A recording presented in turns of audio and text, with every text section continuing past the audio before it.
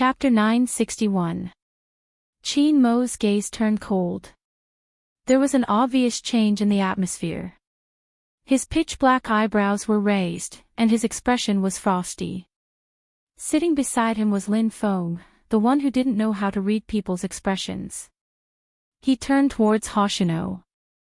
"I heard from Mr. Hoshino that you admire our little spade." Hoshino didn't avoid the question. Instead, he turned to Bojio and smiled faintly. "Yes." When Hoshino said the word, "yes," Chin Mo's gaze deepened. Lin Feng still wanted to ask something, but he was stunned by the cold aura emanating from his captain. He could only shrink his head back. But even if Lin Feng didn't ask, it didn't mean Hoshino wouldn't continue. He seemed to have something to say to his fans since there were reporters around. "I've watched every single one of Spade Z's matches. Be it in terms of skill or character, he is worthy of a battle with the Japanese. At the same time, I hope Supreme Alliance can win the National League, which is also the reason I came to Supreme Alliance. I want to have a match with him." The Japanese vice-captain thought so highly of him. If this video was broadcasted, to a certain extent, it would definitely reduce the existence of some anti-fans. After all, Hoshino's words were right there. His fans would also treat Spade Z as a decent opponent. Most importantly, it was time for some people to calm down. Even Hoshino recognized Spade Z's ability. Those who had been saying that Bojio had gotten to where she was because of their relationship had to think twice before they spoke, even if they weren't willing to admit it. Japan's influence in the esports industry. The strongest player in Asia had never failed before. Even the video of Hoshino's 1v3 against Xiangnan team was still on the internet. Almost everyone knew that he was a very low-key person. For him to give such an evaluation to Spade Z, most of the rumors would collapse on their own. Sensing the value of the news, the media at the scene immediately started a live broadcast. After all, they didn't expect Hoshino to admire a newcomer so much. For some reason, Feng Yi felt that it was dangerous to continue this topic. He glanced at his boss's side profile and forcefully changed the topic. "Thank you for your kind words, Mr. Hoshino.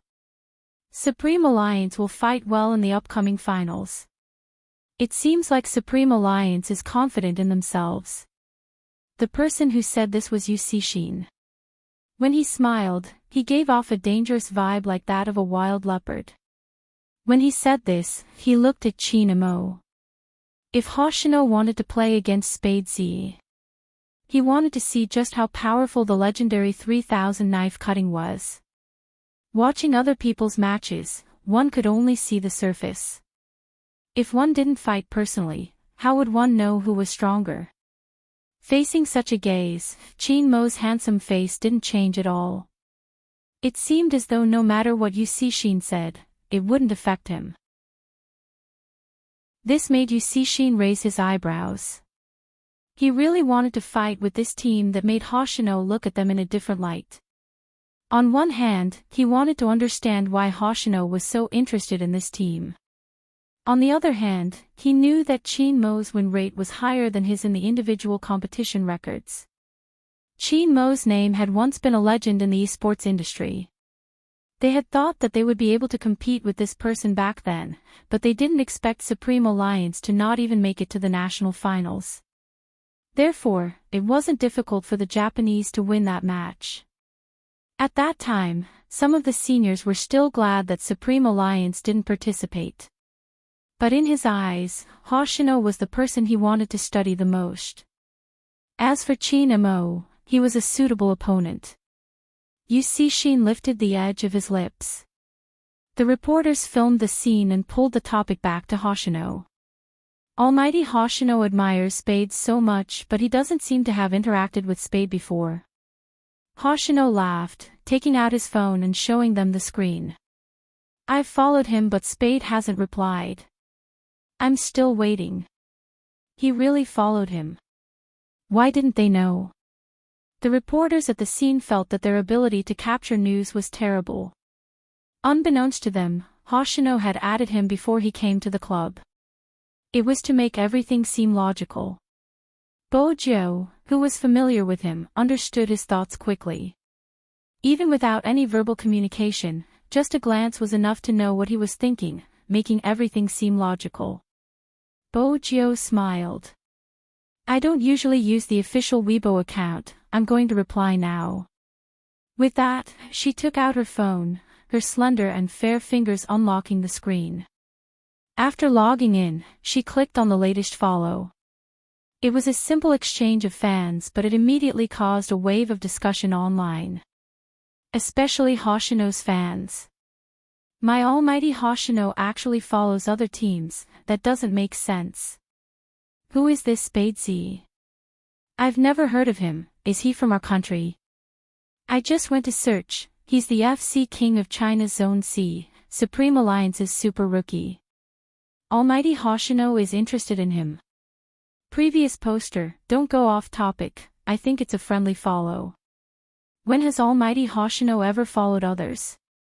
I didn't see him like this during the International League. Take a look at the interview online. Almighty Hoshino said he wants to have a good match with Spadesy. He must be strong if he can attract Almighty Hoshino's interest. I've decided to take a look at this Chinese player. Faced with the sudden visit, the fans of Spade Official Fan Club were a little confused, but that didn't stop them from welcoming him in a friendly manner. In an instant, Bojo's negative comments on the internet lessened. After all, Hoshino was the first to follow Bojo. With the addition of the interview, the topic of discussion soared. The media seized on this point, hoping for more interaction between Bojo and Hoshino. Lin Feng, who was sitting beside Qin Emo, felt a chill starting from his neck. Even his scalp felt numb. It wasn't because of anything else but his captain's grip on the teacup tightened, his eyes losing the last bit of warmth. Lin Feng saw with his own eyes that a layer of frost covered that handsome face in an instant. Qin Emo looked in the direction of the two, his cold and noble side profile expressionless. His gaze was deep and unmoving. Lin Feng could understand his captain's feelings. Hoshino was treating Little Spade too well. But according to Little Spade, wasn't his captain starting to give Little Spade the cold shoulder? Why did he care so much? Lin Feng felt that the relationship between two men was even more complicated than the relationship between a straight man and a woman.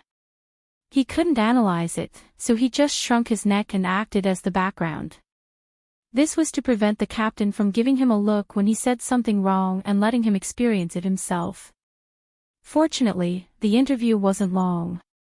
If not, Lin Feng suspected that the teacup would be crushed by his captain.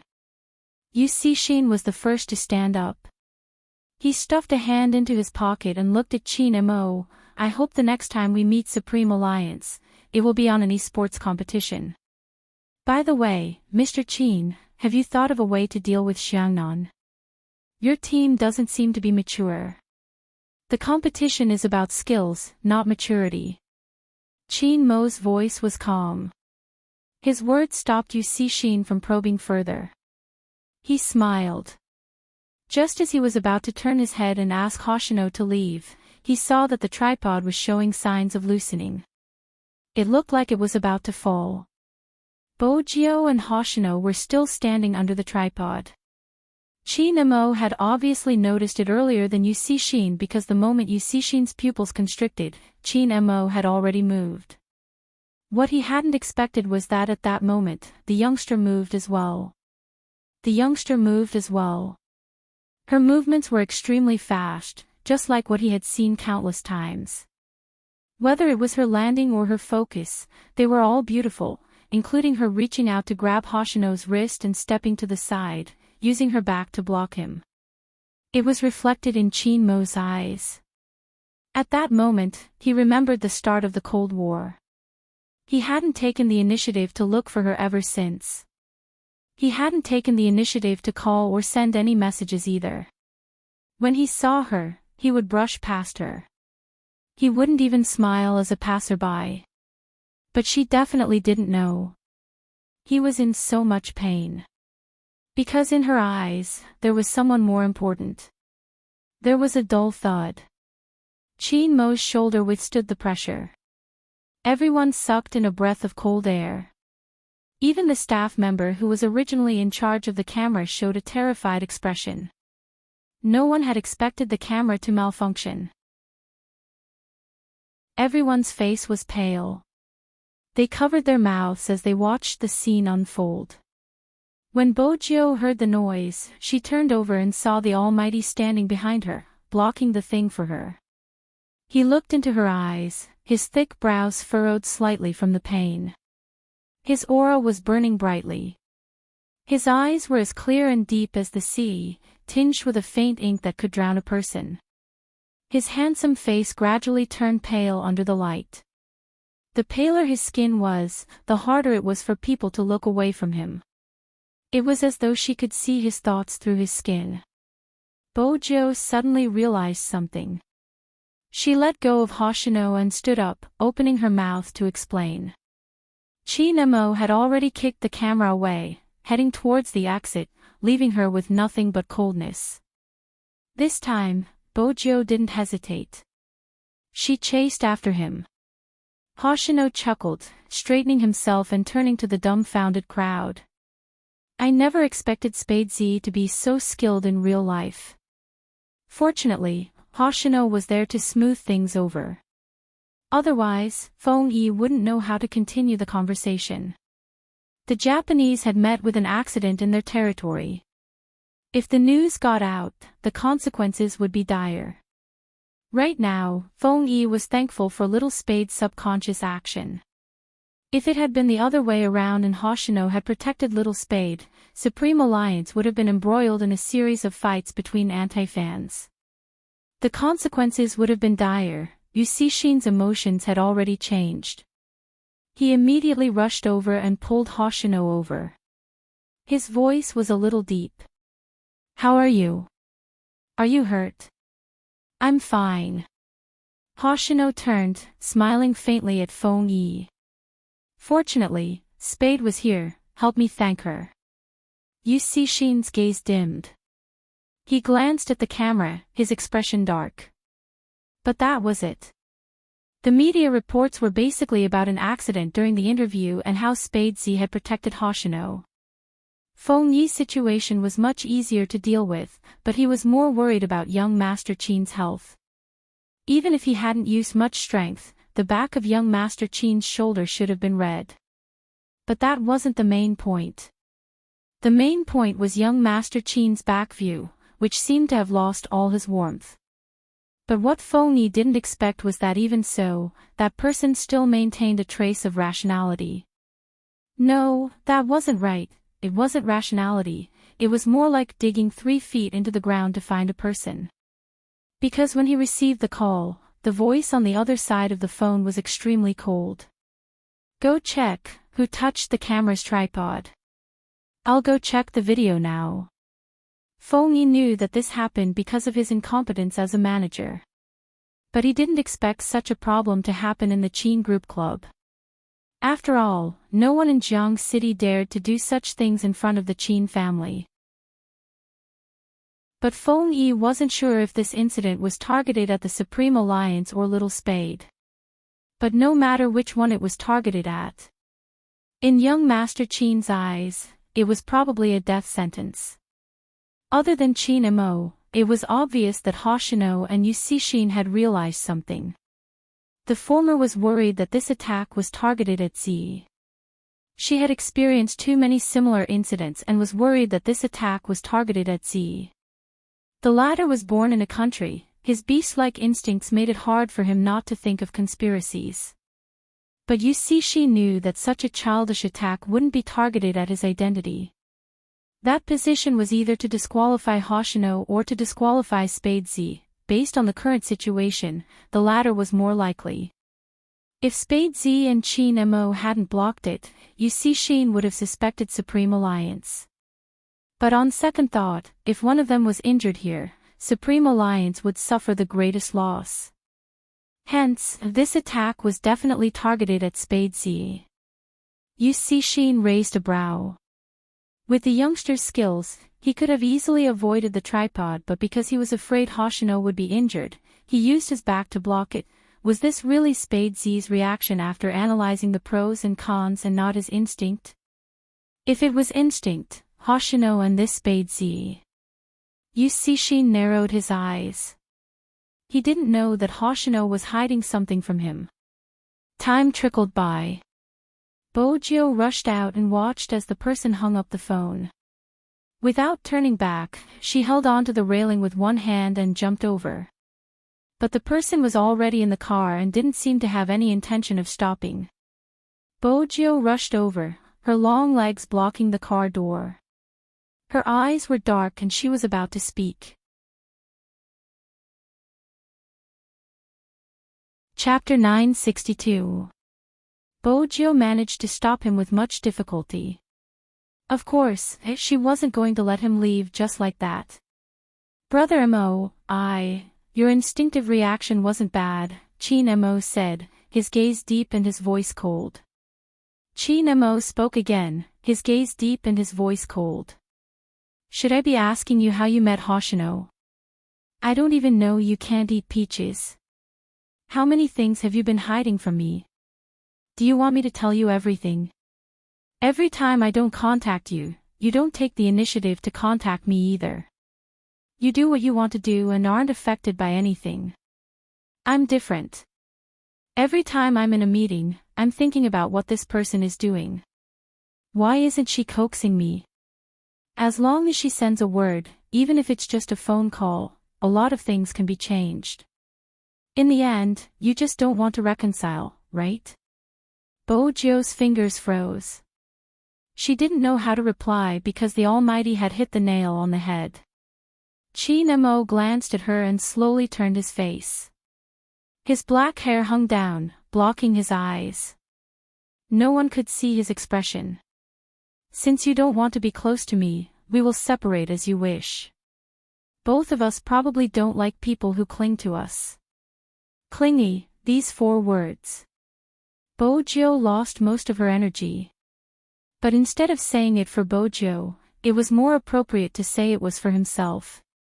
Sometimes, even with all his sincerity and hard work, it only proved that the other party didn't care. Especially after witnessing the scene just now.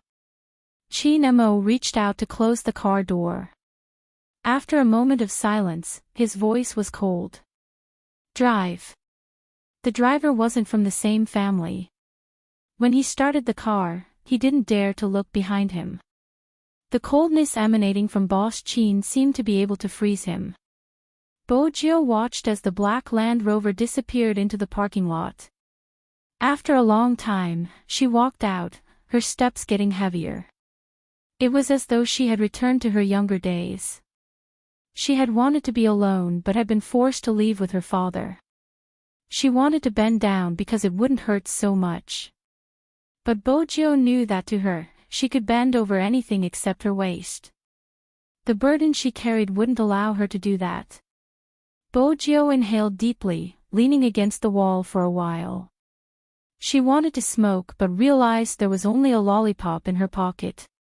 It was the one the Almighty had bought for her. Bojio took it out and held it in her hands. She thought she would never forget it. There was a woman who always kept 2 candies in her coat pocket because she liked candy. He was clearly such a cold and noble person who never ate sweets. Bojio reached out and pressed down on her silver fringe. When she opened her eyes again, there was an obvious change in her pupils. He pressed the familiar string of numbers on his phone. Hoshino, who was standing beside Yusishin, took a step back. I'm going to relieve myself. Yusishin raised his eyebrows and said with an indescribable evil aura, be careful. Hoshino glanced at him. Got it. This person always treated others like porcelain dolls. It was interesting. Crossing the corridor, Hoshino took out the vibrating phone from his pocket and placed it beside his ear. Hello, Z, who knows about your team coming today? Bojio's questions were always direct. Hoshino knew what she was getting at. the reason should be within Supreme Alliance.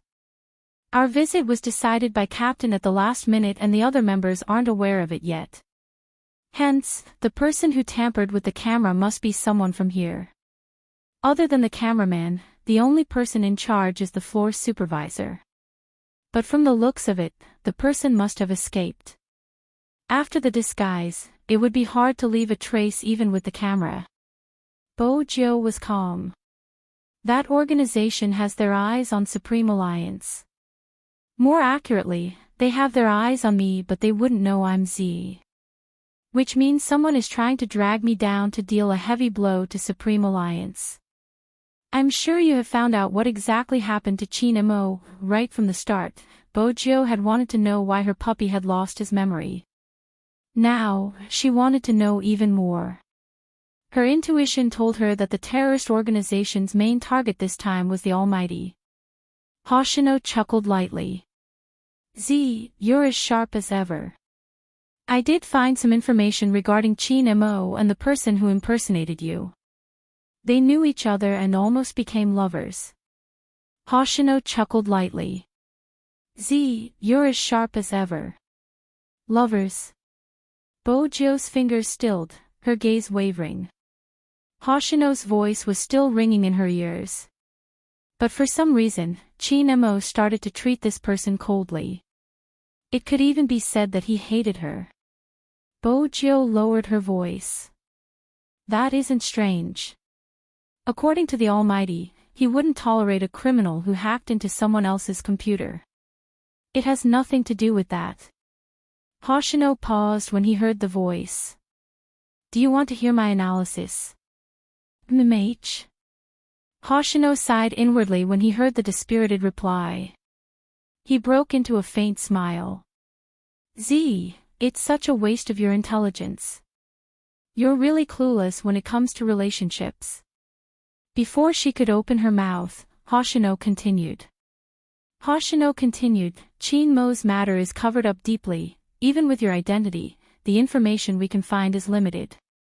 That means we are only looking at the surface. What happened to Chin Mo is something only he knows, so the theory of lovers doesn't hold water. The main point is Z, the person who impersonated you this time, her brother was dealt with by you. At that time, someone exposed the hacker's hidden information to some powerful people, using the internet to control people's thoughts, just like the maiden's sacrifice. Even though the method is different, the truth is the same, distorting the truth and causing people to lose their bottom line. An entire school of students to a certain extent become people who can harm others at any time, but they don't know it. Do you still remember what you said at the time? The scariest thing isn't the devil but the human heart. Bojo glanced up, her gaze deepening. So it's him. Hoshino paused. Back then, you and Chin Mo worked together to send her brother to prison. Now that she's back, her target is Chin Mo, revenge. Bojo's handsome face was especially distinct under the sunlight. Her brother killed many people, it seems like she has inherited his legacy. Hoshino glanced out the window. It wasn't just revenge, she was even more vicious than her brother. She wanted Chin Mo. In order to get what she wanted, she destroyed everything around her. Human lives weren't important to her, the dignity and innocence of others were just tools to be used. The maiden's sacrifice had destroyed too many people. Her first target wasn't the young lady you saved but Shui Yaoyao from your team. At that time, she created a small forum to discuss Shui Yaoyao's actions. Back then, she created a small forum to discuss Shui Yaoyao. Her target was always those who were still working hard. You should understand what her brother and she wanted to destroy. They wanted to control the world because that is how human nature is. But back then, she was just testing, a small test that caused Shui Yaoyao to be wronged for a few months. After that, she made her move in Tokyo. When she felt that it was about time, she came to China and started the official maiden sacrifice. Z, this world shouldn't be like this. Some people clench their teeth and live their lives. They can't speak the truth after being oppressed because the moment they speak, people will jump out to oppose them.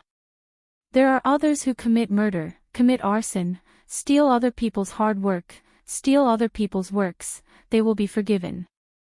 It won't be like this forever, Bojo interrupted. If not, what's the point of our existence? That's right. Hoshino laughed, his eyes bright and his teeth white. It won't be like this forever, so it's time for us to take action. What do you intend to do with Li Shui? She definitely won't admit to her crimes, and those who don't care about plagiarism will try their best to clear her name. Bojo raised her hand, shielding her eyes from the glaring sunlight. When you weren't around, I hired a good lawyer. His surname is Bai and he has never lost a case. If Li Shui doesn't admit to her crimes, we will sue her until she does. Her mother knows that even if she wins the case, the compensation would be minimal. Based on Li Shui's personality, she might not even apologize and the people who scolded her will continue to scold her. But that isn't important. What's important is that the people who care about her know that there is still justice in this world. They protected the most important thing for the person they love. That person can finally rest in peace. It's strange that you hired a lawyer. Hoshino stuffed a hand into his pocket. It seems like Qin Mo has affected you quite a bit. Z, do you like him? At first, Hoshino assumed that the person on the other end would hesitate, even if it was just for a second. But she didn't. When she spoke, there wasn't a hint of hesitation. Yes, I like him a lot. I want to kidnap him and bring him back to the Fifth Avenue. Fortunately, I'm still rational and didn't carry out the plan. But I don't know if I can control myself in the future. She was so honest that he didn't know how to reply. Hoshino supported his forehead with his long and fair fingers, his lips lifting. In that moment, he didn't know how to reconcile his feelings. The person who had always been a loner finally had someone she liked. But that person wasn't him. Hoshino inhaled deeply. Z, don't torture us single dogs. But we won't be together.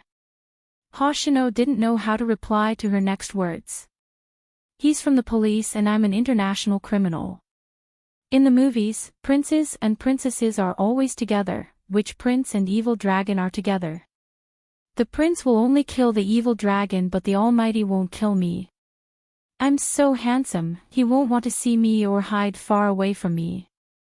It was worse than this. Bojo didn't tell Hoshino her last sentence. Instead, she changed the topic. Do you have a photo of that person? Hoshino knew who she was referring to even without Bojo's explanation. There are only some blurry ones. She is like her brother, never leaving behind any photos. But do you remember the address you gave me previously? It's an internet cafe beside Qin Mo's university. She should be staying nearby. She might even be staying in school. Bojo's eyes twitched. She rented a house outside but doesn't stay there. When she isn't on a mission, she stays in school. Even if she is on a mission, the school's network would be more convenient since the public IP isn't easy to locate. Hoshino caressed his phone. You think she's a student? 90%. Bojo glanced down at the lollipop in her right hand. If she's a student, it would be a useful disguise for her. Besides, the university isn't far from number 1 middle school, making it easier for her to locate her target and help her. More importantly, it's Qin Mo's school. You mentioned that if she wants to get him, the best way would be to become his schoolmate or join Supreme Alliance like I did. There are only 2 females in Supreme Alliance, me and Yao Yao. That eliminates the possibility of her being in Supreme Alliance. The only other possibility left is that she's his schoolmate. Hoshino retracted his gaze from the window. I understand what you mean. I'll focus on the investigation. Someone is coming, take care of yourself. I'm hanging up. MMH, Bojo hung up. She glanced at the phone screen. She resisted the urge to call Chin Mo. She continued to use the method to keep herself busy. But this time, while she was busy, Hoshino's words kept flashing through her mind. They had almost become lovers. Which meant that the Almighty knew her. But the Almighty seemed to have forgotten about it. How did that happen? What exactly happened back then? Since Hoshino hadn't been able to find anything, she could only hack into the data of some special forces, and since that person liked to impersonate her so much, she could only use her own methods to prove who was the real one. Now that she knew her target was the Almighty, she couldn't let that person continue to roam free. She had to settle this matter before she left. Even if the Almighty didn't want to talk to her anymore, the sun moved west. The black Land Rover didn't drive back to the Chin family's house. Instead, it stopped at a bar. The bar was near the school. Chin Mo didn't look at his injured back. He sat at the bar counter, tugged his tie, and ordered a row of drinks. The driver had already been sent away. Chin Mo didn't show much emotion even when he was drinking. But his elegant and handsome side profile was clearly much colder. He drank one glass after another, as though that was the only way his back wouldn't hurt so much. He thought that the guy must not have even noticed that he was injured.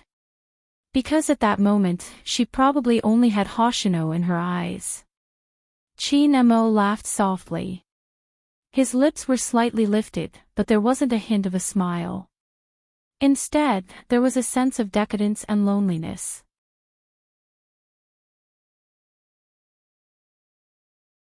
Chapter 963. In the darkest corner of the bar, a girl came in after Chin Mo. She sat there and watched Chin Mo for a long time before breaking into a sweet smile. She walked towards Chin Mo with her beautiful eyes. "Senior Chin, I didn't expect to meet you here." Chin Mo shifted his gaze away from the wine glass, sweeping her a glance. He didn't say a word. "You should have forgotten my name. The last time I almost fell down the stairs, you were the one who supported me from behind." The girl tilted her head. She was wearing a skirt and had short hair. Her fingers were slender and looked like a cello player. She smiled at Chin Mo as though she wasn't bothered by his coldness. "I'm Fan Jia, senior brother Chin, remember me this time." Chin Mo remained silent, pushing his glass over, gesturing for the bartender to continue. Fan Jia chuckled lightly. She stood at the side, her eyes bright and teeth white. "Senior Chin, you don't look happy. Do you want to say it?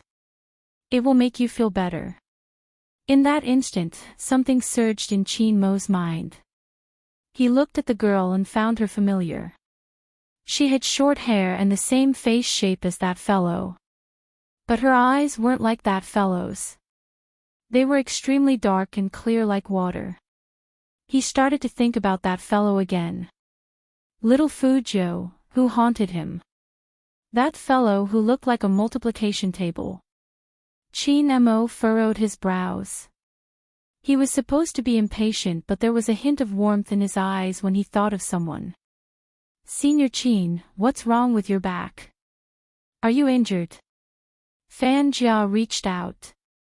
Chin Mo glanced over, his gaze icy. "It doesn't seem to have anything to do with you." Fan Jia blushed but didn't get angry. "I'm just worried about you." When Chin Mo heard this, he stood up, picked up his jacket and made a call. He didn't know who he was calling, but he said faintly, "I drank too much, come and pick me up." Lin Feng was baffled when he picked up the call. After all, he never thought that his captain would call him. It seemed like he really had too much to drink. Lin Feng's heart churned. He had witnessed the entire scene today. The unhappiness between his captain and Little Spade was obvious. Little Spade was really a withered spade. Between being punished by his captain and being a loyal brother, Lin Feng chose the latter and called Bojo. "Hello, Little Spade." Don't say I'm not loyal, there is a bright path for you to sleep with Captain again. It depends on your courage. Lin Feng crossed his legs as he spoke. Captain is drunk. His coordinates are at the bar next to a university. He's getting someone to pick him up. Do you want to go? Bo Jiu didn't hesitate. Her reply made Lin Feng mutter, aren't you afraid of death? Only you would dare to target Captain. I'm near a university, it's convenient to head over. I'll take a cab now. She added, in the future, if you wish to sleep with Almighty Yun, I'll help you. Lin Feng roared in his heart. I'm a straight guy, I don't want to sleep with my own brothers. Unfortunately, the phone had already been hung up.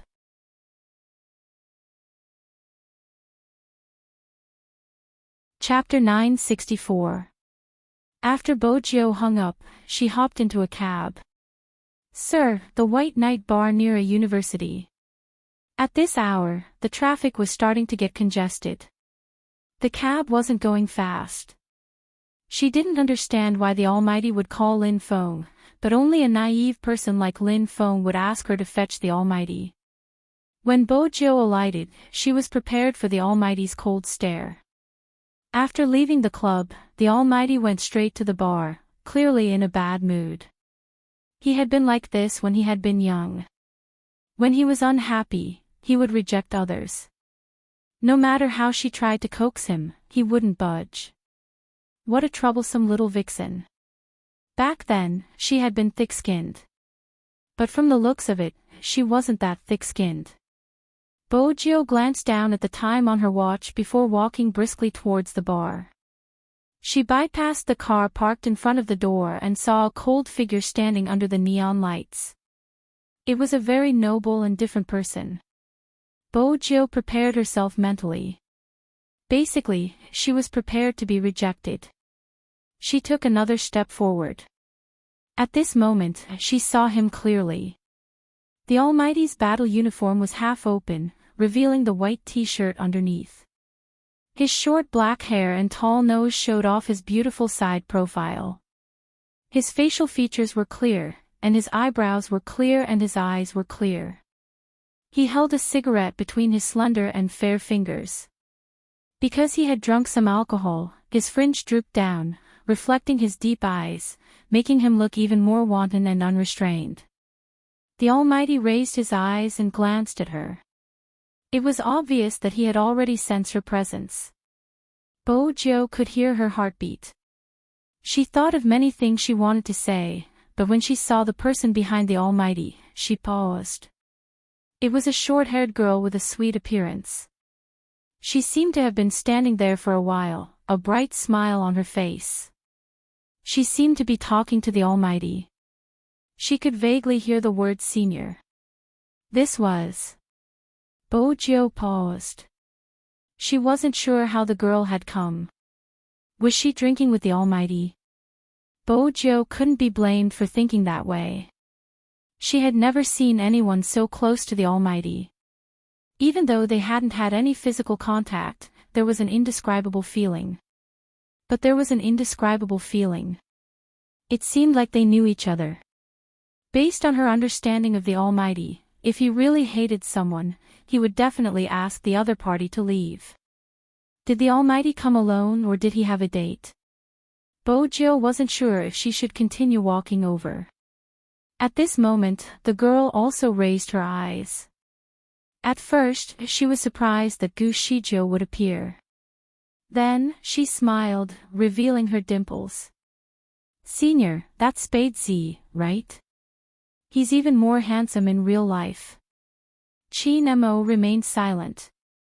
Bo Jiu suddenly felt that her presence was unnecessary. Her heart sank and she was about to turn. How long do you want me to stand here alone? He asked in a low and familiar voice. Bo Jiu glanced up. She wasn't sure if he was talking to her. Besides, he didn't seem happy that she was here. The man stubbed out the cigarette in his hand and threw it into the dustbin. He pulled open his uniform jacket and walked towards her. She didn't even have the time to react before he walked towards her. Her vision darkened as someone covered her with a jacket. Bojo was about to move. But the voice beside her ears was still cold. "Don't move, I don't want to see you now." Bojo's fingers stilled. She didn't know what to do. As expected, it wasn't a good feeling to be hated by the Almighty. She was so handsome that even the Almighty didn't want to see her face. In the future, she wouldn't be able to use this face to win any benefits. Since when did her face become a minus factor?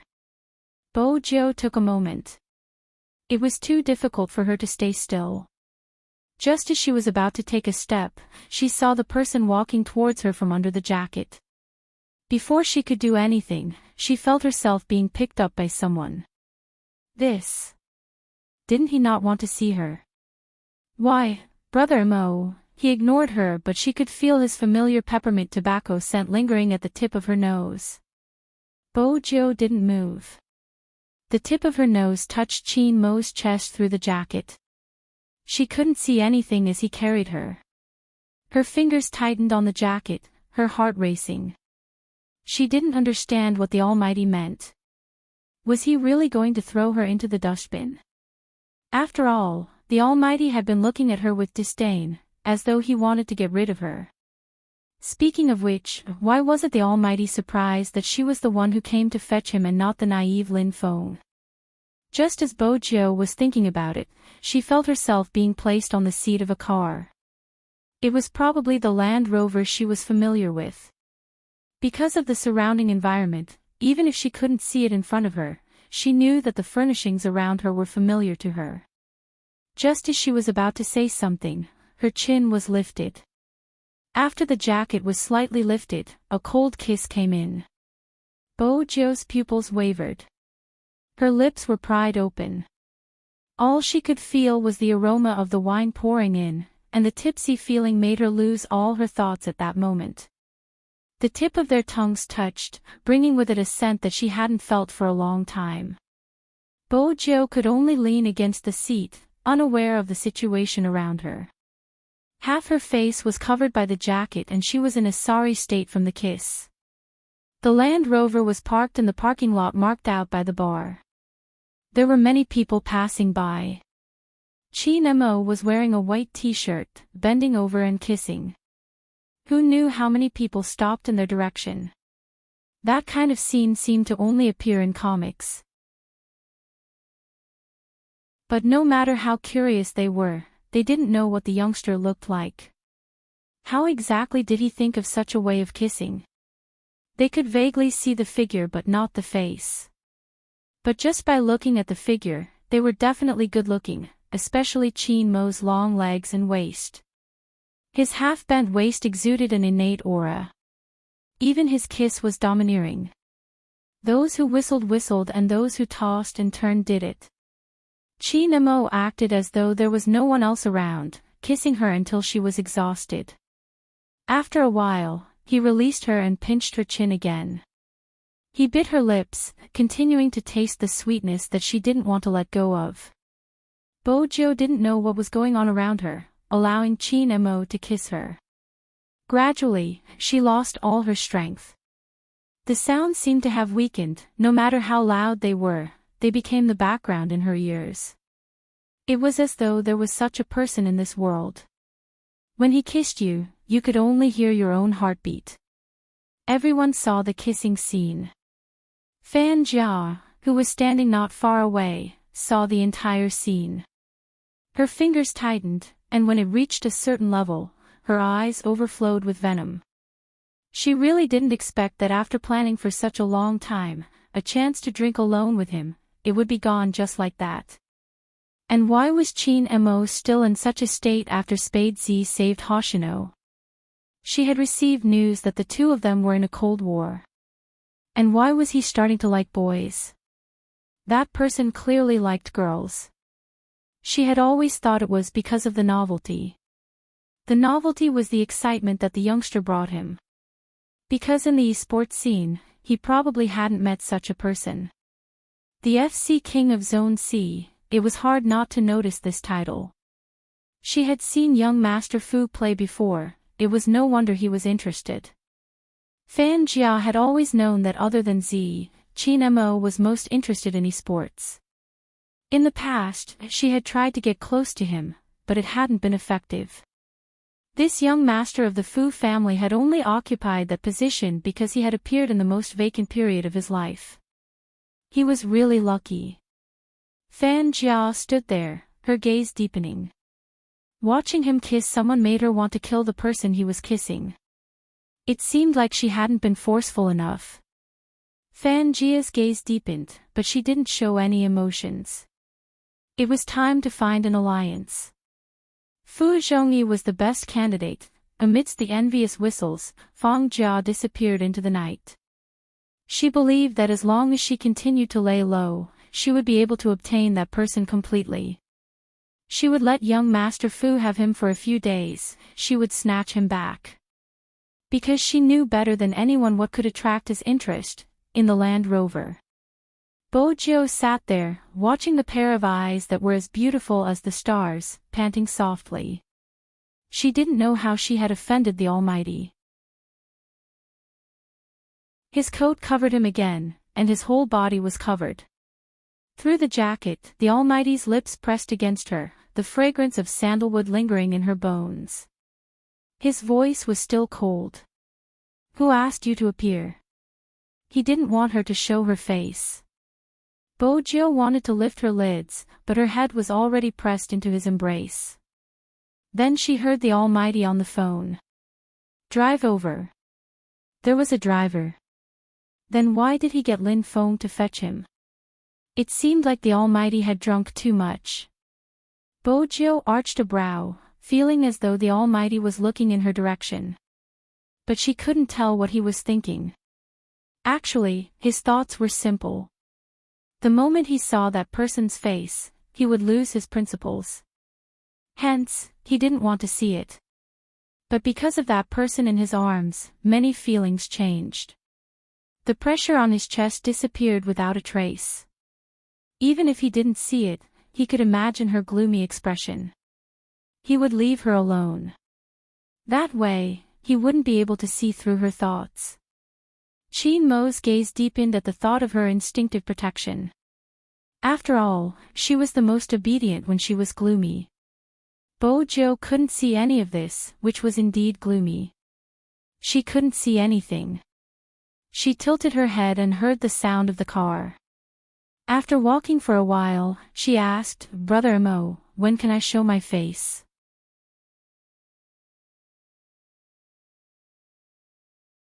Chapter 965.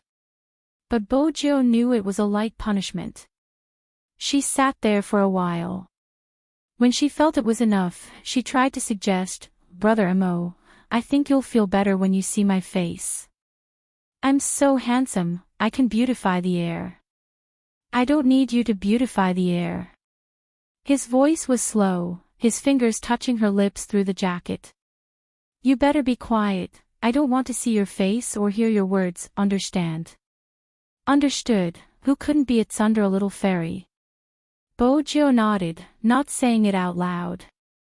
She knew the Almighty didn't want to reconcile with her this time. The driver glanced at the rearview mirror more than once. Boss Qin could just ask someone to leave if he didn't want to see them. Why did he have to cover his face? He turned and planted a kiss on the top of her head. He didn't understand the boss's world. Perhaps no one could understand. He liked someone too much and was a proud person. If it had been someone else, he would have ignored them.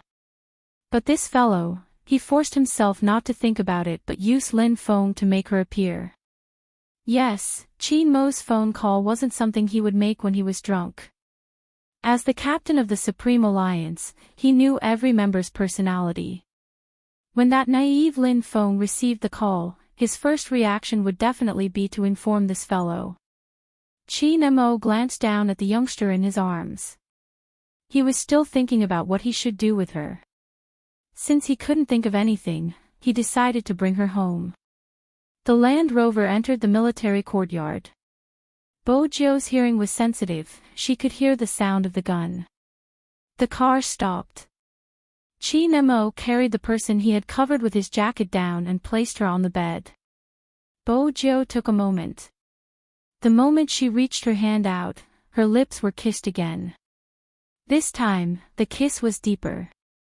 When her head sank into the pillow, her breathing became erratic. Our relationship isn't just in bed, understand? That hoarse voice, accompanied by his breath, landed on her lips. It was still a little cold. You have to take responsibility for provoking me. Bojo muttered, I've always been responsible. Your responsibility is to save Hoshino. Chin Mo's voice was calm. Bojo didn't know how to reply. Chin Mo glanced at her, released her, and stood up. Bojo knew this was the end. She couldn't make up any more stories. Chin Mo's back was facing her as he replied, forget it. Bojo's fingers froze. She wanted to say something but it wasn't possible. There was the sound of the door closing. It was obvious that he wanted to chase the guest away. Even though she knew that, she didn't want to move.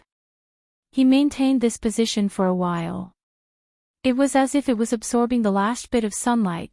The night outside began to turn dark. Chin Mo sat in the study room that was just a wall away from his bedroom.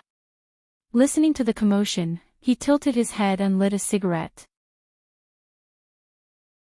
He held the silver cigarette lighter in his hand, and when he flipped it over, he saw that it was a USB flash drive. If not for Lin Fang's call, she probably didn't even think to ask where he was. Things that were forced would always be very painful to prick. Even the gifts were the same. There was a moment of silence. Chin Mo knew she was about to leave. He smoked a cigarette, as if that was the only way to suppress the boredom. Just as he turned his head, the study room door was pried open. The person who pried open the door stood there. I'll leave after I help you apply the ointment. Chin Mo extinguished the cigarette, his voice calm. Someone will be here in a while. Her only excuse to stay was gone. Bojo finally understood that the Almighty didn't want to see her. They had never been so polite with each other. Until a sound from downstairs broke the silence. Movie Queenin was back. She walked over when she saw the light in the study room. With just one look, she could see the problem between them. Just as Bojo was about to leave, he grabbed her. Joe, since you're here, I have something to ask for your opinion. Don't leave today, let's have a good talk. Bojo glanced at Chin Mo, replying, all right. Chin Mo's clenched fists loosened as the word left his lips. Since they were going to stay, they definitely had to eat dinner. Movie Queenin had already decided to arrange for them to sit together. But that was all in the future. Movie Queenin was smart. She never asked the children what had happened. She did have something to look for Bojo. I have a movie, the director has asked me twice to be his lobbyist. Movie Queenin added a piece of bacon. I think the role is suitable for you. Why don't you take on the role and I'll tell you about the weakness of my cold son. Bojo never knew how to reject someone like Movie Queenin. I have to wait until after the competition, but I'm not sure what the situation will be. Besides, I don't know how to act. Once the competition ended, she would find an opportunity to leave. It doesn't matter. Movie Queenin reached out to pinch the youngster's face. You don't have to act, the director said you can just sit in front of the computer and play games. You can appear as yourself. That's all, just treat it as a favor. Since Movie Queenin said that, Bojo couldn't reject her. The director is looking for any sports player. No, it's a hacker. Movie Queenin was delighted. In the movie, it's my son. I've always wanted a handsome and caring son like Joe. Your brother Mo is too cold, not cute at all. It wasn't easy to reply. Bojo lowered her head and ate the rice in her bowl. She couldn't help glancing at the empty seat beside her. Deep down, she knew why the Almighty hadn't come down to eat. It was because of her.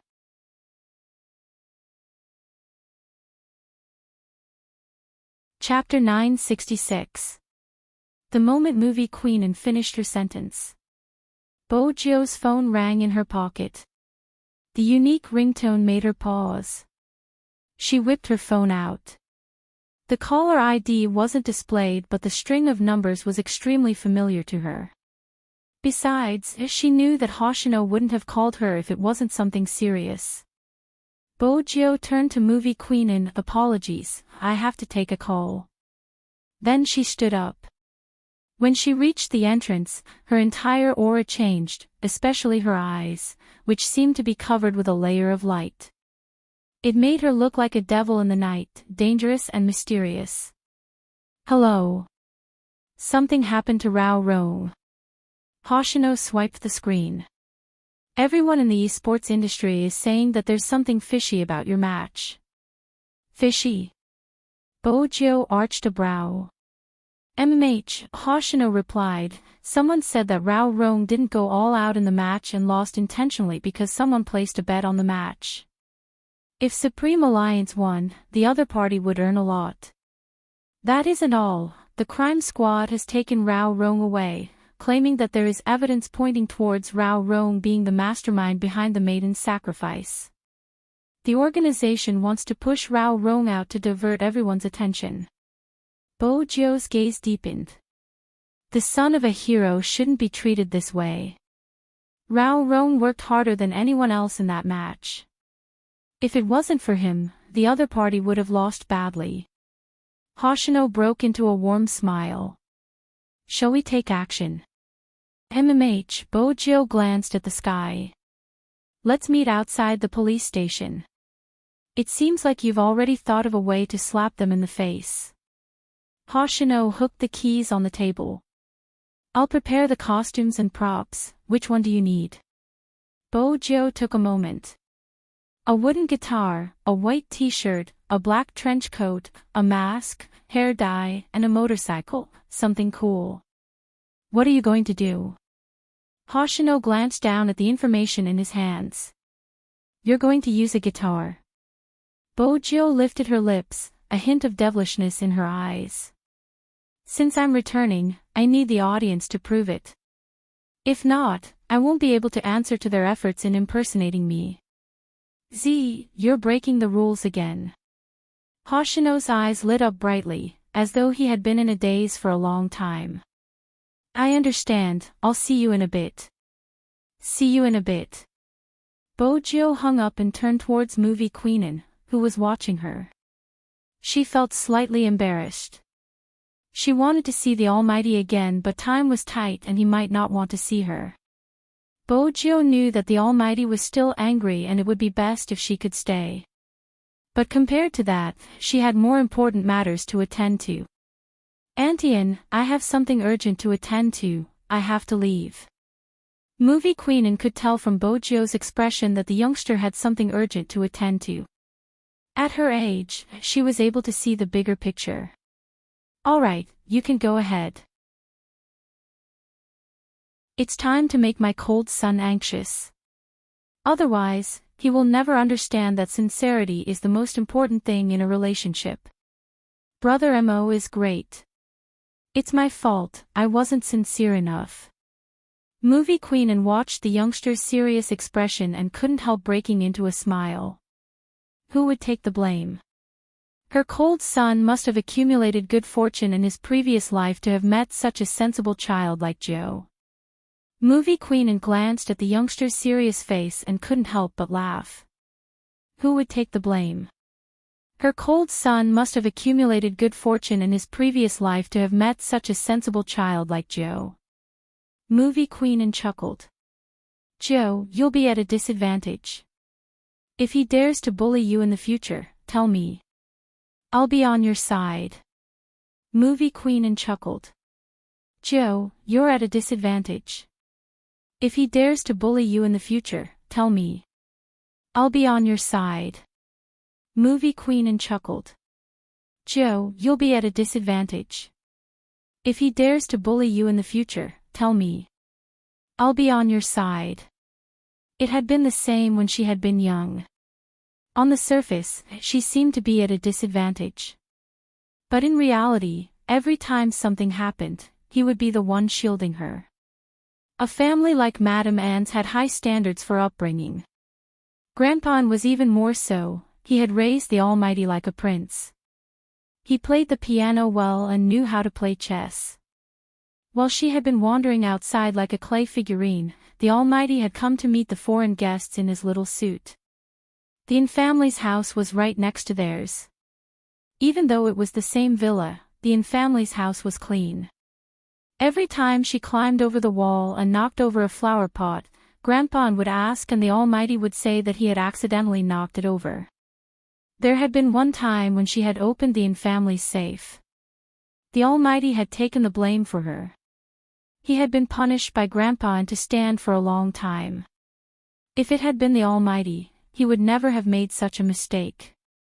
In his eyes, such mistakes were childish. He had never been punished by Grandpa, and Bojo could still remember the way her little puppy had stood in the middle of the living room. He hadn't been impatient at all. But he hadn't been happy at that time. When he had tugged her hand over, his expression had been cold. "Little Bojo, are you an idiot? Bring the medicine box over. Bring me the first aid kit. If I find any blood on your hands on my sheets, I'll throw you out the window." Bojo was used to such threats. She didn't think much of it. Besides, the Almighty had been the one who had bandaged her hand. He probably didn't mind it being dirty. That day, she had hugged her little puppy and slept soundly. Before he had fallen asleep, he had muttered in her ear, "You're so stupid. I guess the safe has to be changed." From that day onwards, all the locks in the Inn family's house had been changed to electronic. Back then, Bojo had told herself that she would take good care of her little puppy. That was probably the reason why Bojo didn't want to receive that person's hateful gaze one day. Movie Queen and watched as the youngster lowered her gaze. She reached out to push Bojo, a faint smile on her face. She had the demeanor of a mature queen.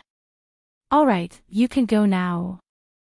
I'll talk to Brother Mo." Bojo didn't have time to stay any longer. But it was good that she had left. The Almighty would probably come down for dinner after she left. After leaving the military courtyard, Bojo glanced at the time on her phone. Then she hopped into a taxi. As the city lights lit up, the night came to everyone's side. The nightlife in the city center started to get lively. There would always be many people near the commercial plaza. The most eye-catching advertising screens hung on the skyscrapers. Everything was a show of life. In the study room on the second floor of the Chin family's house.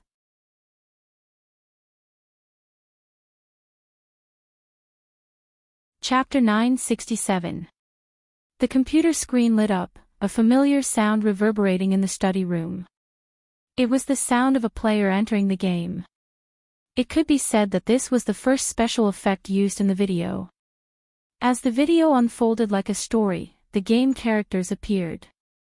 Chi Nemo looked at the two familiar IDs, his eyes widening in shock. This was, before that guy had joined Supreme Alliance, when they had cleared a dungeon together. No. That wasn't right. Chi Nemo looked at the video, his game character and the youngster's game character dashing towards the other party's wilderness like two gusts of wind. This wasn't just a video of them clearing the instance. It was all the video clips of the two of them fighting side by side. From the moment they first met to the current National League, every scene was presented in this manner by her. Of course, Chi Nemo knew how much time and effort it took to edit these videos. Moreover, some scenes had to be searched. He had originally thought that this was the end. But it wasn't. At the end of the video was the photo they had posted on their official Weibo. A line of words appeared on it. "I hope to have someone like you, like the cool breeze in the mountains, like the warm light in the ancient city, from morning to night, from the wilderness to the canyon. As long as it's you, it's all good. Chin-mo didn't head down because he had seen this video clip. It wasn't long, only around 7 to 8 minutes, but it was hard to believe that it was during normal times. But when he saw the last sentence, Chin-mo forgot to move, he just stared at the computer screen. For the first time, he felt that even if it was out of his control, it wasn't a bad thing. His heart seemed to be struck by something. He couldn't help but stand up and walk down the stairs, his eyes scanning the surroundings as though he was looking for someone. There wasn't anyone on the sofa, at the dining table, or even in the kitchen. Chin-mo wanted to search the other side. Movie Queen and walked over and stopped him. You don't have to look, he has left. Chin-mo's fingers paused, his brows furrowing. Left? MMH, it should be something urgent, you. Before Movie Queen could finish her sentence, her well-mannered son grabbed his jacket from the sofa and walked out the door without turning back. He was still fuming. It was rare for Movie Queen to be so impatient. She strode over. Son, don't blame me for not reminding you. Joe seemed to have received a call from a friend. It seems like that friend treats Joe pretty well. You have to understand that there are many people who have feelings for Joe. If you continue to be so cold, you might really lose Joe. It's better to have a sense of crisis in a relationship.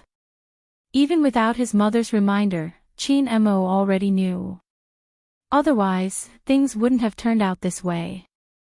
Perhaps in the eyes of others, Chin-mo could get whatever he wanted and had the dominant position in this relationship. But in reality, if anything happened, she would be the one who could leave easily. However, it was enough. After Chin-mo saw the video, he told himself that since she didn't want to say something, there was no need to say it. Including Hoshino. All he wanted to do now was find that girl, take her in his arms, and tell her that she belonged to him.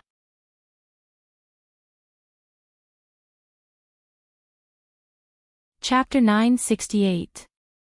In the early summer, every city had its own way of life. Northerners liked to drink beer with spicy crayfish and meat skewers. Southerners rarely ate spicy food, but they would go shopping with a few girlfriends. Although these were different, there were still similarities. There would be many people gathered in the commercial square of every city. It was even more so in a metropolis like Zhongqing. The big screen hanging on the building was very high visibility. Not only the people standing there, but even the cars going back and forth could see clearly what was on it. Under normal circumstances, it would be the advertisements of various celebrities. At around 7 p.m., the sky was not dark yet. This was the time when Zhongqing was the most congested. In the middle of the bustling street, located in the commercial city center, was a landmark of China. Cars that came here would have to wait for a period of time even if they were unwilling. Everyone knew the reason. It was too risky. The commercial square had a wide range of activities. There were coffee shops like Starbucks, Burger King, etc. There was also a small fountain in the middle. Many people were walking back and forth. There were young people chatting, old people with children, and even a group of cool high school students playing skateboards. At this time, a pure black tomahawk, like a beautiful wild leopard, stopped in front of the fountain with a swoosh, and a handsome tail swing attracted almost everyone's attention. In front of everyone was a tall and straight young man. His long legs supported himself by the side of the motorcycle. Then, he got off the motorcycle nimbly and took off his helmet, revealing a pair of deep peach blossom eyes. The young man was wearing a black mask, so people couldn't see his face clearly. Even so, just looking at his figure made people's hearts beat faster. So handsome. This was the exclamation of the girls. The guy at the side raised his eyebrows. That car is really handsome. It was a limited edition. How much did it cost? I'm talking about the person. As the girl said that, she turned back to look at the young man who brushed past her. She mumbled, "He's really handsome. He's holding a guitar. Is he going to sing? I want to stay and listen. Why didn't he take off his mask? I want to see how handsome he is." He definitely didn't take it off because he doesn't look handsome wearing it. That's fine too. Leave some room for imagination. What song do you guys think he will sing? That's hard to say. It's coming. The onlookers were all very enthusiastic. After all, the sight of such a handsome young man with his face turned to the side and tuning his guitar was enough to make people stop. Not to mention the equipment the young man had brought. Instead of the usual microphone, he wore something that looked like a headset on his ear. The crooked part was a small microphone. Needless to say, the youngster looked even more handsome with the equipment. Then, the young man smiled at the girls who were looking at him. A series of exclamations could be heard. "I can't take it anymore. It's so cool." The young man lowered his head, took out some wires, and inserted them into a small notebook. Just when countless people thought that the youngster was playing a small sound system to make it easier for him to choose the music, the computer screen had actually been split into two parts. This was because the USB drive that was plugged into it had already determined that this was a network intrusion. As for where the intruder was, Bojo glanced over, a smile on her face. Her silver short hair was now black and stuck to her left ear. The diamond earring reflected the lights, glinting like a black gem. His slender fingers moved up and down on the keyboard. His hand speed was so fast that no one saw the codes that appeared one after another on the screen and the dialog boxes that kept popping up. It wasn't difficult for her to hack into a commercial plaza since there was a public network here. There were countless people using the Wi-Fi account. It was easy to create a loophole in the system. In a short 30 seconds, Bojo had broken through the firewall of the shopping mall. From the surveillance room, she controlled the broadcasting rights of the entire plaza. At the same time, she set up many virtual IPs. Bojo wasn't worried that the police would lock onto her. The logic was simple. Anyone in the commercial plaza would be holding onto an electronic product. Regardless of whether it was a phone or a laptop, it would become the originating IP. But she still had to speed up. She was most afraid of going up against the Almighty. Fortunately, Smith was in charge of the crime squad. "It's time to greet an old friend." Bojo smiled faintly. She pressed the enter button and hid the dialog box. She hugged her guitar and straightened her body. This time, Bojo was back to Z's style. She wanted to tell the police that she was here and that they could catch her if they had the ability. "Shall we start?" The girls couldn't wait any longer. Bojo tilted her head, making the final adjustments. Her voice rang out. Hey, MH, sound test. He's so cute. You call him cute no matter what he does. It's just a sound test. Are you jealous? You should grow up like him. I'm your boyfriend, not him. What's there to be jealous about?" Even though that was what she said, the jealousy in her voice could be heard. The girl smiled sweetly at the side. As more and more people crowded over, Bojo finally lifted her lids. When she looked at them, her clear voice rang out slowly. "Use your good morning to accompany me for dinner. Remember to save your thoughts in the piggy bank. I look at the twinkling stars in the sky. I hear the cowherd telling the weaver girl to be brave." When the voice rang out, everyone's eyes lit up. Even through the mask, the charm of the youngster's voice couldn't be suppressed. "But, what song is that? It's so good, I've never heard it before. Is the generation gap here? Come over, let your boyfriend explain it to you. You were still in primary school when the song was released. Go, don't disturb me." Perhaps it was because the youngster's eyes were too beautiful, or perhaps it was because of the gentleness in her clear voice, more and more people stopped. Bojo sang softly, her lips curving up. Aren't you afraid that we are on opposite ends of the earth, watching your greeting? Riding a magic carpet, flying at the speed of light to me. You let me see the North Star and the Cross Star as a companion, without my arm as a pillow. Are you used to it? Your telescope can't see the loneliness of my northern hemisphere. The Pacific Ocean's tides follow the earth back and forth.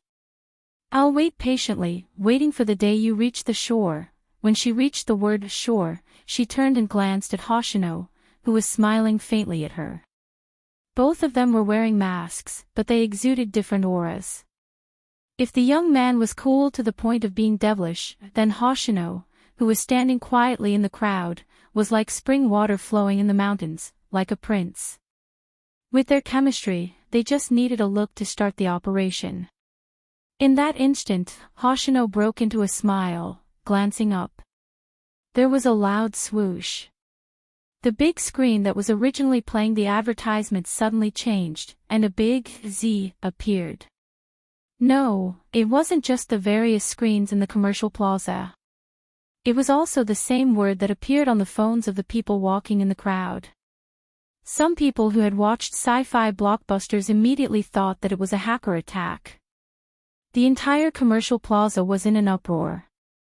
Everyone was fiddling with their phones, but the screen was frozen, not moving at all. At this moment, a manipulated voice appeared on the various screens in the plaza. Before I introduce myself, I have to greet my old friend. Smith, I heard that you came all the way from the Fifth Avenue to China just to catch me. TSK, the more you suffer, the braver you become. Even after so many failures, you still refuse to give up. But I'm really annoyed that you mistook me for someone else. The moment this sentence came out, it immediately attracted the attention of the police. The commercial plaza immediately took measures to remove the network intrusion. But when they sat at the service counter, they realized that the computers were no longer under their control. The network attack this time was too sudden, but it didn't affect the normal operations of the shopping mall. It only occupied the screen. But even so, the people in charge of the shopping mall expressed that they had never encountered such a situation before. Usually, large shopping malls like this would have police cars parked nearby. The patrolling policeman reacted quickly, informing the station at the first instance. It could be said that the local police station was busy to a new height that day. Such a case was too unique and had a negative impact. They couldn't handle it properly, so they could only report it to the higher-ups. At that time, Smith was sitting in the interrogation room, looking at Rao Rong opposite him. He arched a brow. I finally caught you, Z. Rao Rong didn't speak, his hands cuffed. His brows were the same as before, but the corners of his lips curled up, revealing traces of mockery and sorrow.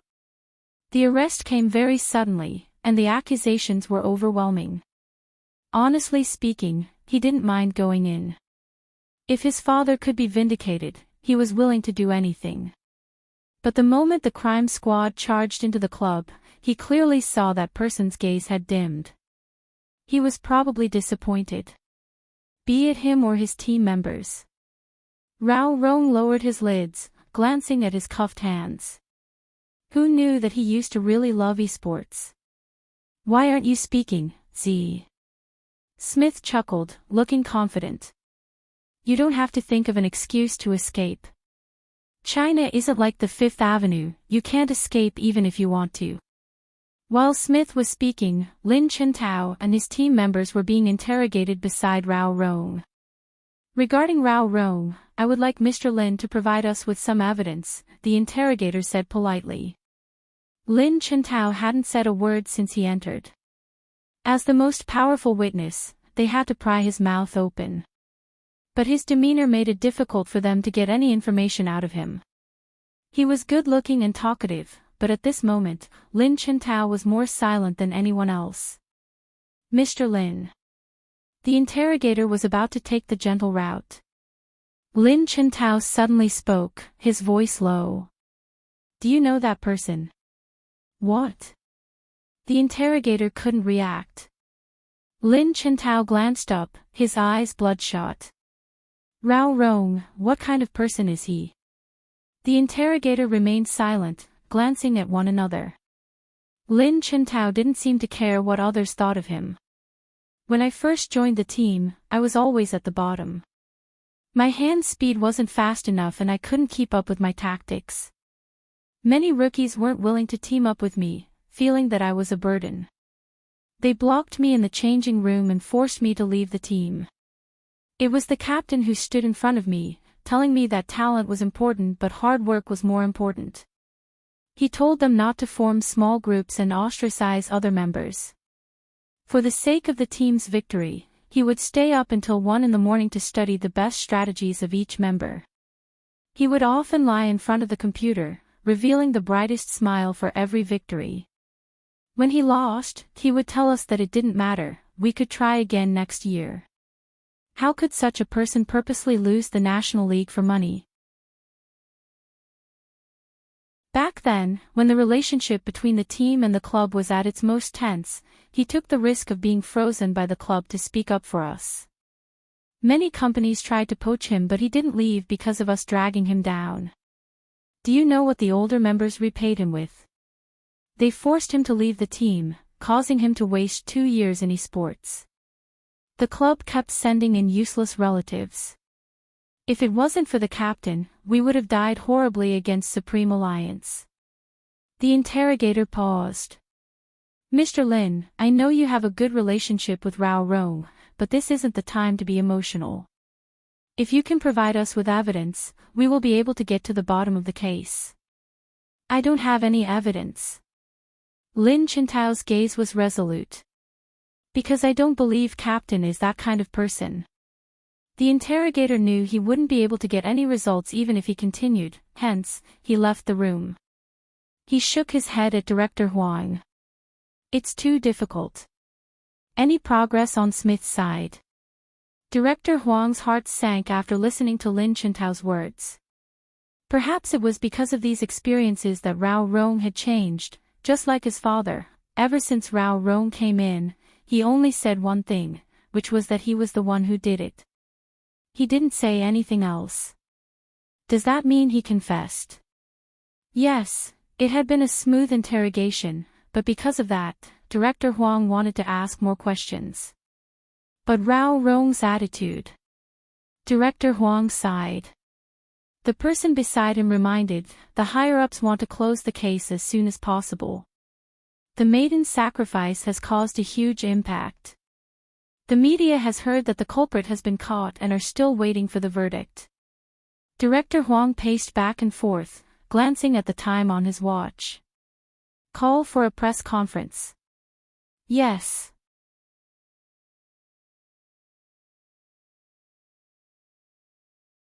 Chapter 969. Director Huang lowered his gaze. When he saw the live stream, his eyes widened in shock. He snatched the phone over, a single word flashing in his eyes, Z. Smith was still looking at Rao Rong, trying to dig something out when the interrogation room door was slammed open. I think you should take a look at this. It was Director Huang. Smith frowned, his body stiffening as he bolted upright. That's impossible.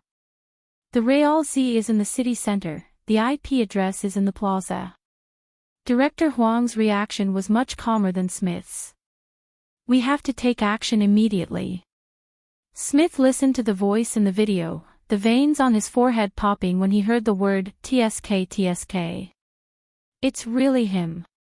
D**M it. That's why we caught the wrong person.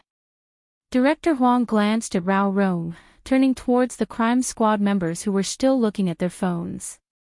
Stop looking, hurry up and inform the professionals to lock onto Z's location. Yes. The crime squad had never been in such a mess, everyone was moving as fast as they could. Found him. Suddenly, there was news from the technician. Smith's eyes lit up, leaning over. Where is the exact location of the mole? Second floor. The moment the technician said that, he added, no, that's not right. It's the 6th floor. That's not right either, it's outdoors. Smith grabbed a handful of hair. Where exactly is it? The technician wore an earpiece, watching the screen filled with red dots, his voice trembling. That's impossible, that's impossible. How can there be so many IP addresses? It was harder than ascending to the heavens to identify Z among so many IPs. Smith clenched his fists. D***, he's using this again. Let me tell you, where I am, if you have the ability, come and find me. His arrogance was the reason why the Interpol couldn't stand him. He felt as though he was flaunting his intelligence in front of him. There were so many people in the plaza, which one was he? Director Huang panicked as well. The video was like a virus, spreading crazily on the internet. Now, there was only one person who had a solution. Director Huang whipped out his phone, dialing a familiar number. Hello, Qin Mo, the Real Z has appeared. Qin Mo received the call and was on his way to the Fu family's house. When he heard the last sentence, his fingers paused and his gaze deepened. It was like a vast ocean, making it hard to read his emotions. His handsome face was reflected in the car window. He didn't seem the least bit flustered by Z's appearance. It was as though in his heart, this day would come sooner or later. Qin Mo instructed the driver to turn around while speaking to Director Huang calmly, give me a simple explanation of the current situation. The moment Director Huang heard that emotionless voice, he knew he was saved. He explained Z's appearance from start to finish.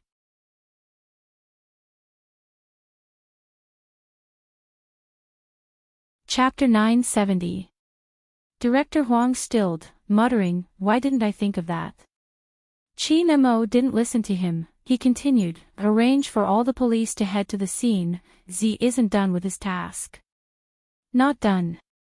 Director Huang glared at him. What else is she trying to do? Our Jiang City's police force is going to be slapped in the face by her. Qin Mo glanced out of the car window, his gaze deep. You caught the wrong person, she is seeking justice for Rao Rong. Director Huang paused. It's our fault but Rao Rong has admitted to the crime, I can't do anything about it. Send people to the scene. Qin Mo's tone remained the same. Move in plain clothes. Director Huang replied, all right. He then asked, what about you? Qin Mo glanced at the long queue of cars in front. I'm rushing over. That's good, we have to catch C. You don't know how passive I am after her actions, I still have to explain to the higher-ups. Before Director Huang could finish, Qin Mo hung up. Director Huang choked. Why did he feel that Qin Mo was still the same as before? He didn't like to hear Z's bad points. In reality, Director Huang didn't know that he wasn't the one who felt passive. Instead, he was sitting in the dorm room, staring at her phone, her left hand clenching tightly around Fan Jia. Due to the commotion caused by the incident, the other roommates in the dormitory were also watching. After a girl saw the video, she couldn't help but sigh, I always feel that Z is very handsome.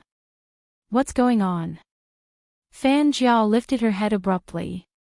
The girl was taken aback by her stare. For some reason, she felt a chill run down her spine. What's wrong? Nothing. Fan Jia held onto her phone, a sweet smile on her face. I'm going out for some fresh air. After walking out of the room, Fan Jia's expression sank. Z was still alive.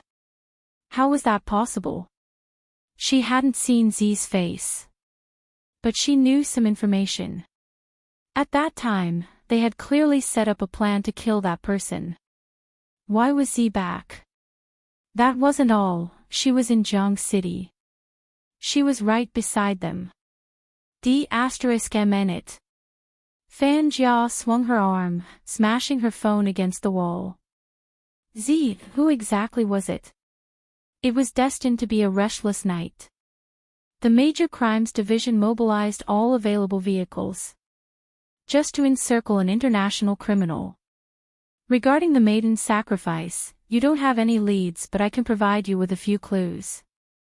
Smith, my old friend, the mastermind is a girl, a student from a university. She isn't even 23 years old and has a sweet appearance. She can't be the Rao Rong you caught. I'll show you the evidence later. No, I'll show everyone the evidence. There was once an esports player who wanted to seek justice for his father after losing his father. He took many detours, but he had never let anyone down and wouldn't fight a meaningless competition for money. Why did he come out? He wanted to tell the female student who impersonated me that your hacking skills aren't up to par. When the people in the commercial square heard the last sentence, there was an uproar. Some of the police officers at the scene had already started to intervene.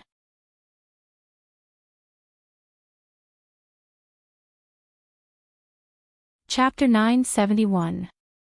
Look! The audience surrounding the youngster suddenly pointed at the big screen behind the youngster when they heard the high-pitched singing. At this time, the content above had changed. Rao Rong's side profile appeared on the screen along with his father, a hero who wanted to report corruption but was silenced. The photo looked old because Rao Rong was obviously different back then. He was very young. Pieces of evidence were displayed in front of everyone through the video. It was like a 2-minute film. But this movie actually existed in real life. It included the scene where Rao Rong was chased out by the club, and after his return, he didn't hesitate to offend the club in order to replace the worst player the investor had arranged. And what Rao Rong had said at the end of the competition. At this moment, it wasn't just the people in the square watching the video, there were also Rong fans holding onto their phones, suddenly feeling like crying. They had liked this person for a long time. Those who had been with him till now all knew what kind of person he was. That person was the strongest sorcerer in the esports scene, one of the 3 pillars along with Almighty Shao and Almighty Qin. He wouldn't play an esports match that went against his own conscience for money. He wouldn't really lose his humanity. There was too much unfairness when it came to that person. It would indeed cause a person to be twisted. Perhaps it was because he had such a father.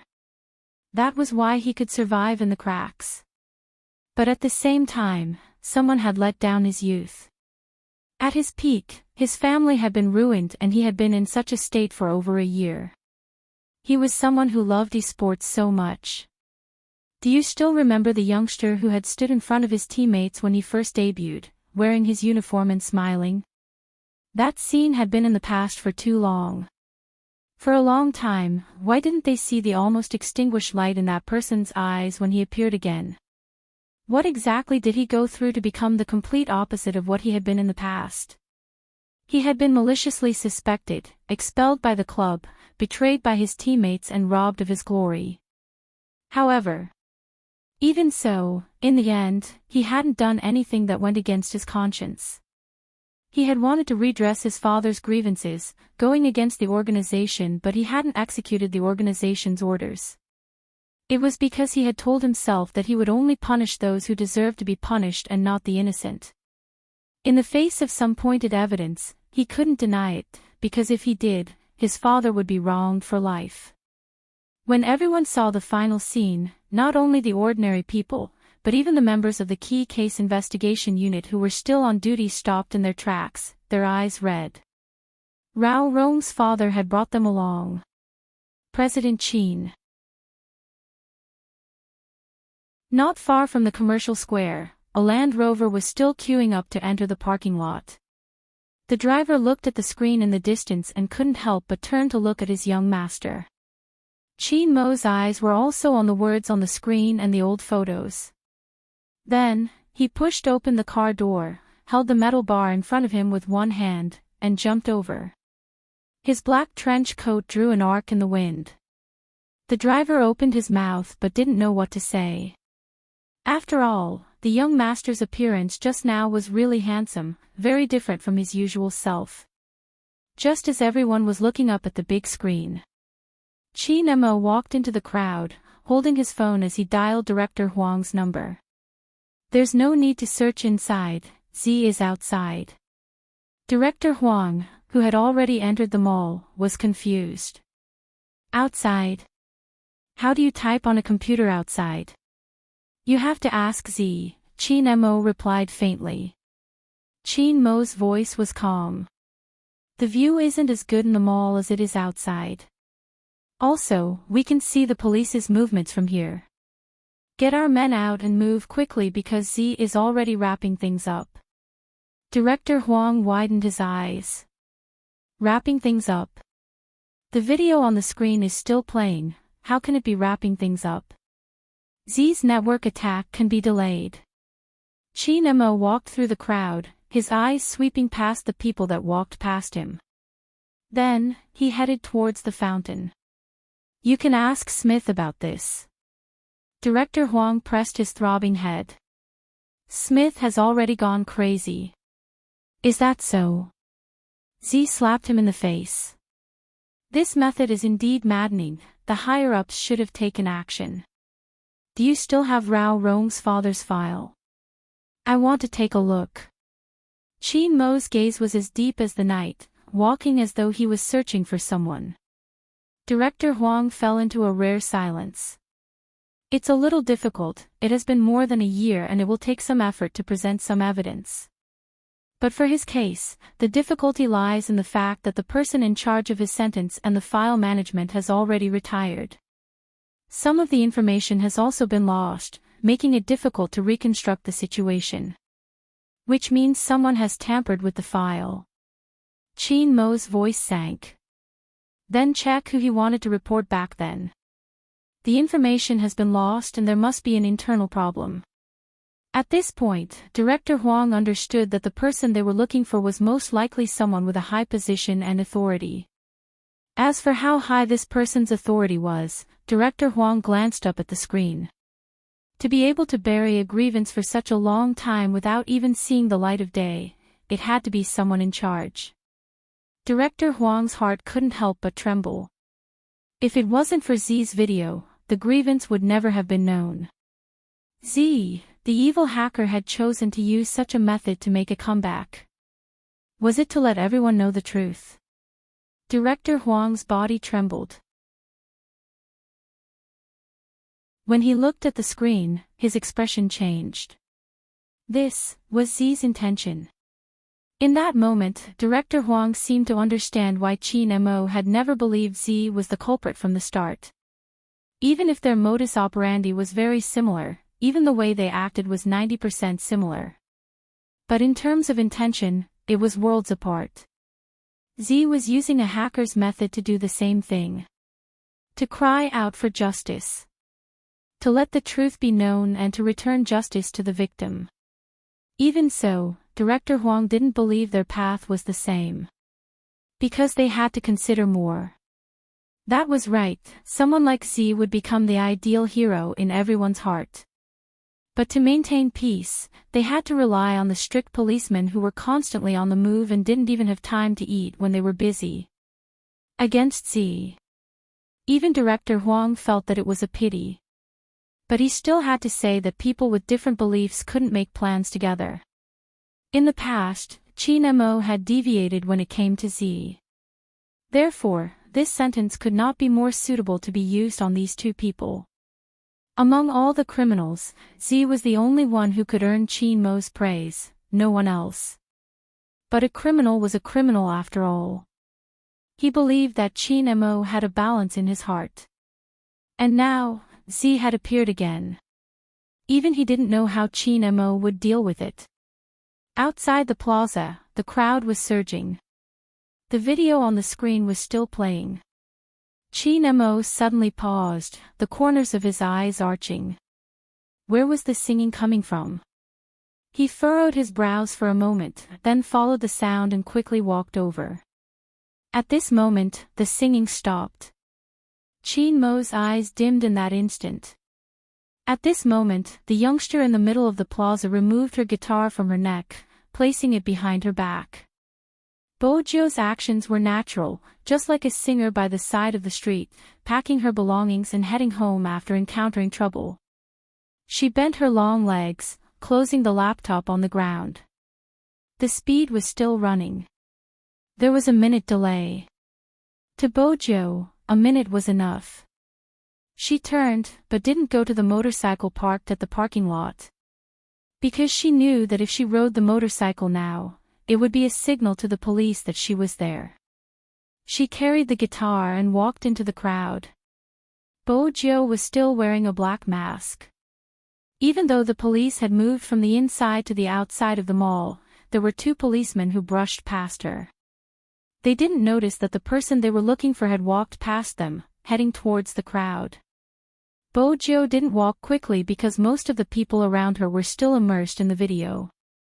Their emotions and walking were heavy. At this moment, it wasn't a good thing to walk quickly. Some of the girls watched as the youngster, who had mesmerized them, walked with them, their hearts beating faster. They hadn't expected the youngster to walk in the same direction. They wanted to ask him where he was going and if it was on the way. Just as the girls' faces turned darker, the youngster suddenly glanced up. The young man suddenly looked up and saw a tall and straight figure standing in the crowd. It was as if he was a god waiting for a rabbit to come to him. Bojio's fingers stilled, her pupils trembling. She started to analyze the situation. There was still a distance to walk from here to there. But she couldn't just turn around and leave, because that would only make the Almighty notice her at first glance. Hence, she could only face him head-on. This situation was similar to the first time they had met at the Fifth Avenue. The difference was that Bojio already knew how formidable her opponent was. She had seen the Almighty, but he hadn't seen her. Even if he had seen her, she had disguised herself. But Bojio wasn't sure if her disguise would work in front of the Almighty. Bojio watched as the distance between them shortened. Her left hand, which was in her pocket, clenched tightly.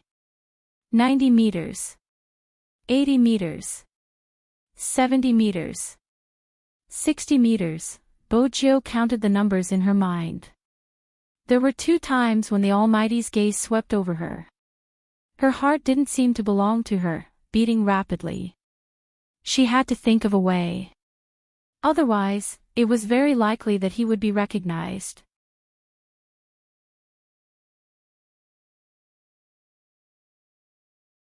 Chapter 972. Hoshino, who was as gentle as jade, reached out to press down on his earpiece. I'm here. Create a small commotion to divert Chin Mo's attention. When Bojio spoke, she tilted her head. Her voice was so soft that no one around her could hear what she was saying. Chin Mo.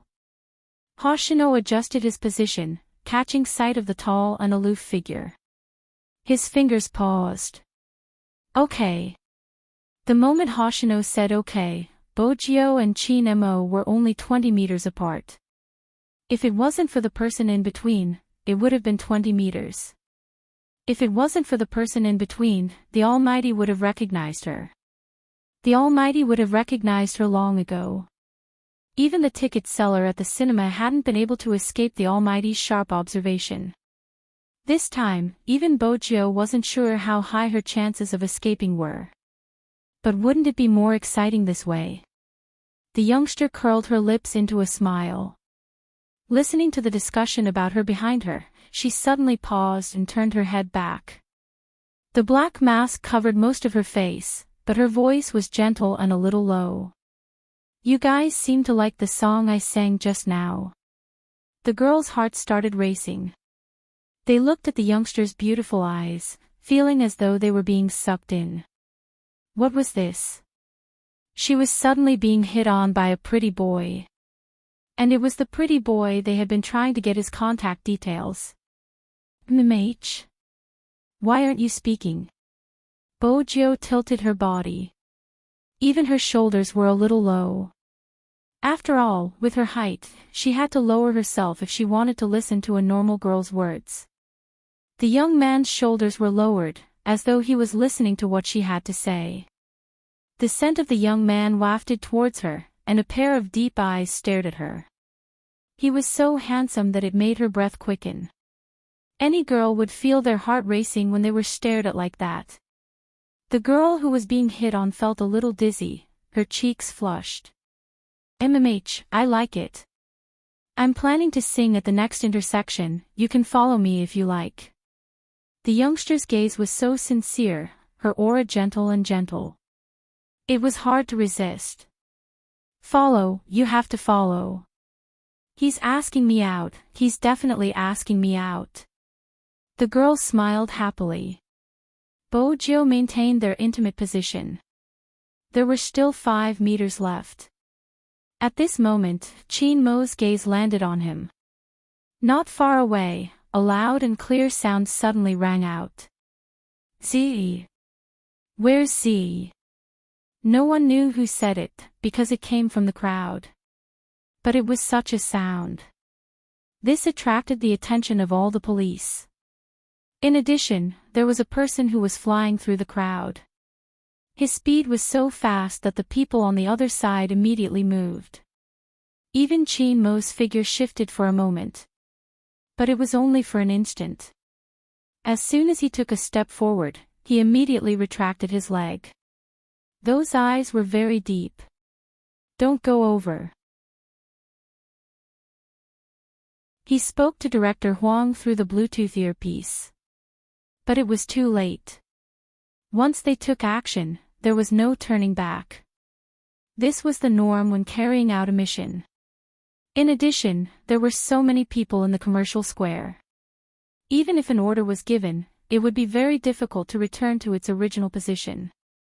However, this also showed that the person was very close to him. Sun Tzu's Art of War. A diversion. Chin Mo's handsome side profile was more dignified than ever. The corners of his lips lifted slightly, his eyes sweeping across everyone around him. Chin Mo's smile made Bojo feel danger. Even after such a huge commotion, the Almighty still hadn't left. The immense pressure was similar to the time she had been in the Fifth Avenue. She had avoided the police easily, but not this person. Her wig had been removed and she had been forced to fight. Today, she didn't want to fight. Because if she fought, she would definitely lose her position. Losing her position meant that her identity would be lost. Fortunately, she was prepared. She was prepared to prevent the Almighty from falling for her trap. To be honest, everyone who played hero had a lot of tricks up their sleeves. Under normal circumstances, the culprit would appear. Wouldn't an ordinary person move? The Almighty stood there without moving, as though he was waiting for her to come to him. Bojo arched a brow. Just as she was about to meet the Almighty, she suddenly turned and asked the girl beside her, "What's going on?" They seemed to be arresting someone. The girl only had eyes for the youngster. Bojo laughed lightly, her tone natural. "Do you want to take a look?" "I don't think so, will it be dangerous?" After all, the commotion was huge. She wasn't sure what would happen. Were all boys curious? The girl tilted her head towards the youngster wearing a black mask. "All right then." Bojo sounded helpless. She raised her left hand and pressed onto the backpack on the girl's back. Her voice was low and warm. "It's a little heavy, can I help you?" It's fine. The girl blushed. "You can just stand beside me, why do you need to carry the backpack?" Bojo laughed softly. "I really don't know what to do with you." That pampering tone. Someone was drunk. Some people frowned slightly when they saw this scene. The latter was Chin Mo. The moment he locked onto the youngster, he almost suspected that he was the person he was especially familiar with. However, their posture was too intimate, as if they were a couple who had just started dating. Z wouldn't bring a girl with him. Besides, the intimacy wasn't fake. It shouldn't be.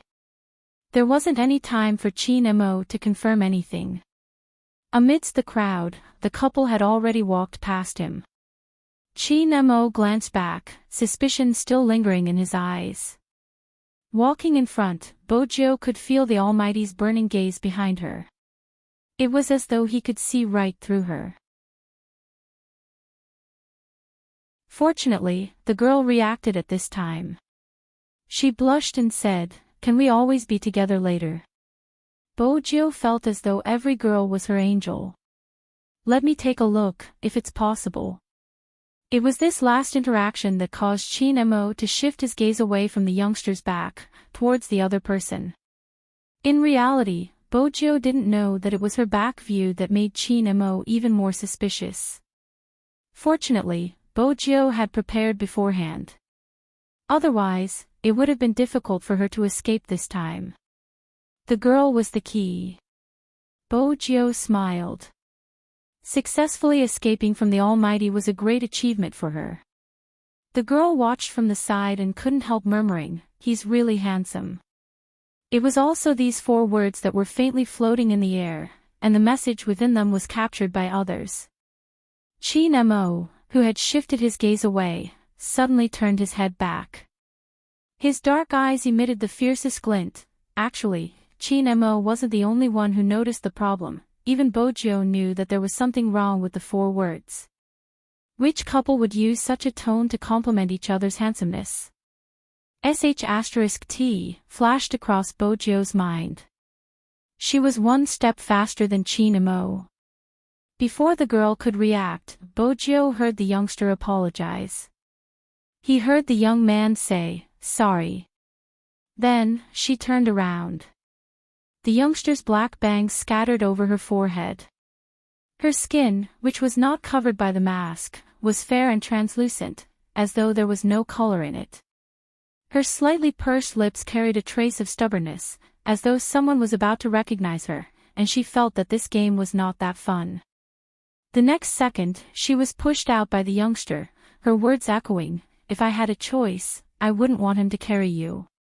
Immerse. Before the girl could react, she was pushed into the arms of another person. The smell of peppermint tobacco made the girl pause for a moment. That person. The girl lifted her head for a moment, her attention instantly captured by the beautiful curve of his chin. Chin Mo furrowed his brows heavily. He moved her away and ran towards the youngster. Both their figures and skills were very beautiful and handsome. As they shuttled through the crowd, it was as if they were filming an American blockbuster. Bojo moved swiftly while observing her surroundings. She arched a brow slightly as she glanced at the figure in front of her. She took large strides forward, using the momentum from her body. With 2 loud thuds, under everyone's watchful eyes, the youngster leaped over the car and landed on the roof.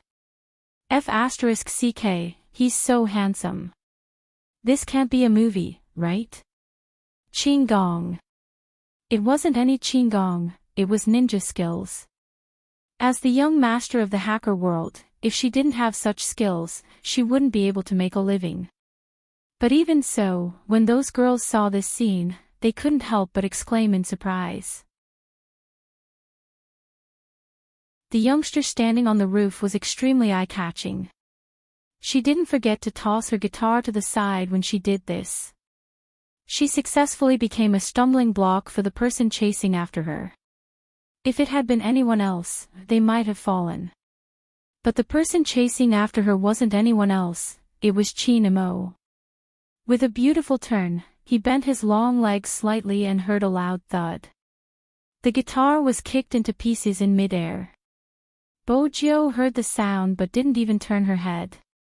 Amidst everyone's exclamations, the young man took a step back and leaped from one roof to another like a bolt of lightning. Then, he jumped out of the car. Taking advantage of the gap between the red lights, he rolled on the ground, got up, and dashed toward the opposite side of the road. Some people from the Key Case Investigation Unit noticed the commotion. But it was useless. The youngster wasn't just skilled. When this person moved, his speed was especially fast. Moreover, he was in the middle of the road. How were they going to catch him if he could use such a method? They could only rely on young Master Qin. That was what the crime squad members were thinking. He was too far away and they couldn't shoot him. At the start of the operation, young Master Qin had instructed them not to use guns. But even if they had guns, they wouldn't be able to aim. The youngster's mobility was too strong. She didn't leave the crowd. It wasn't easy for them to shoot. It was the same even when she barged into the crowd. The crowd had assumed that the youngster would leave just like that. But what they didn't expect was that there was another figure following closely behind. His slender legs and his black windbreaker fluttered as he moved, making everyone feel that they must have come to the wrong place. To be honest, both of them were equally skilled and fast. The only difference was the length of their legs. Qin Mo's legs were longer than Bo Jiu's and the Almighty was good at predicting her escape route. The moment she moved, the Almighty would know where she would land. Hence, the distance between them narrowed. Just as she was about to be caught, Bo Jiu turned and threw something behind her. Swoosh! It was a pack of cigarettes. As Qin Mo dodged, he asked faintly, "Don't you have anything else to throw?"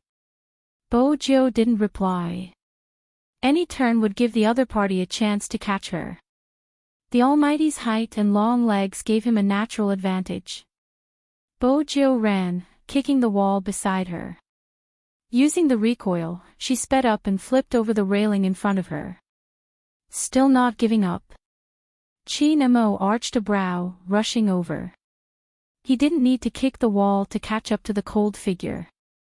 The difference in leg length was indeed useful at a crucial moment. Bo Jiu didn't have anything else to throw other than the USB lighter in her pocket. But if she threw it out, her identity would definitely be exposed. Right at this moment, Qin Mo narrowed his eyes.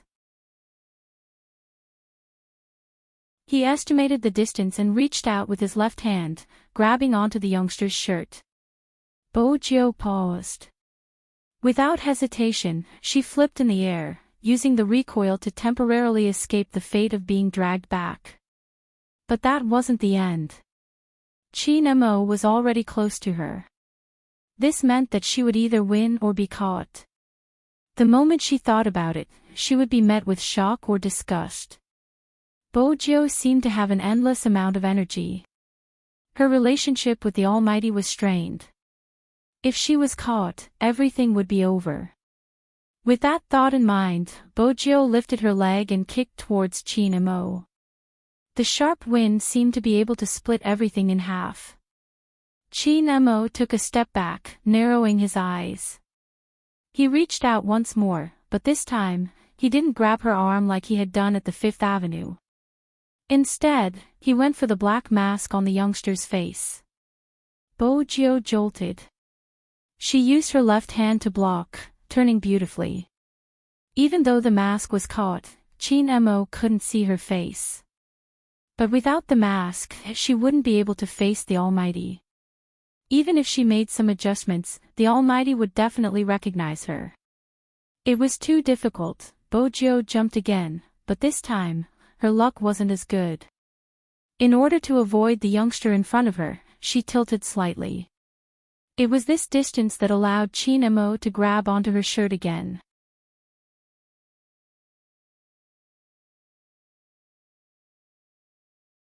Chapter 973. In the nick of time. A black motorcycle sped by the side of the street. The person on top was wearing a helmet. His eyes were deep and he had a gentle aura. If it wasn't Hoshino, who else could it be? He held onto the handlebars with one hand, turning his body and extending his hand in her direction. Swoosh! The youngster moved in midair, grabbing onto the person's hand. With a flip of her long legs, she climbed onto the motorcycle. His speed was very fast, and his movements were as graceful as flowing water. The drivers in the cars parked by the roadside were dumbfounded. Even if the crime squad reacted, it wouldn't be of any use. The heavy-duty motorcycle, be it the size, appearance, or the sleek design, was a testament to its speed. It was like a wild leopard charging out, not easy to block. Chin-mo stood tall and straight, his eyes looking at the tomahawk gradually disappearing into the traffic, as if he had been abandoned by someone.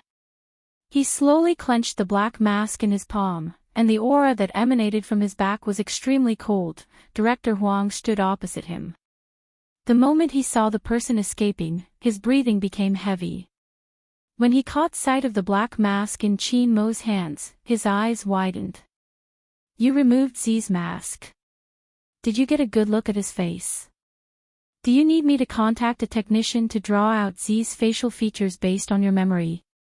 I didn't see him. Chin-mo glanced up, replying calmly. Director Huang froze on the spot. Young Master Chin's gaze sent chills down his spine no matter how he looked at it. Cough. Director Huang started to reflect. We didn't think things through, we didn't expect this to happen. Z is indeed a thorough person. He gave the thieves nearby a sum of money and instructed them to flee upon receiving orders.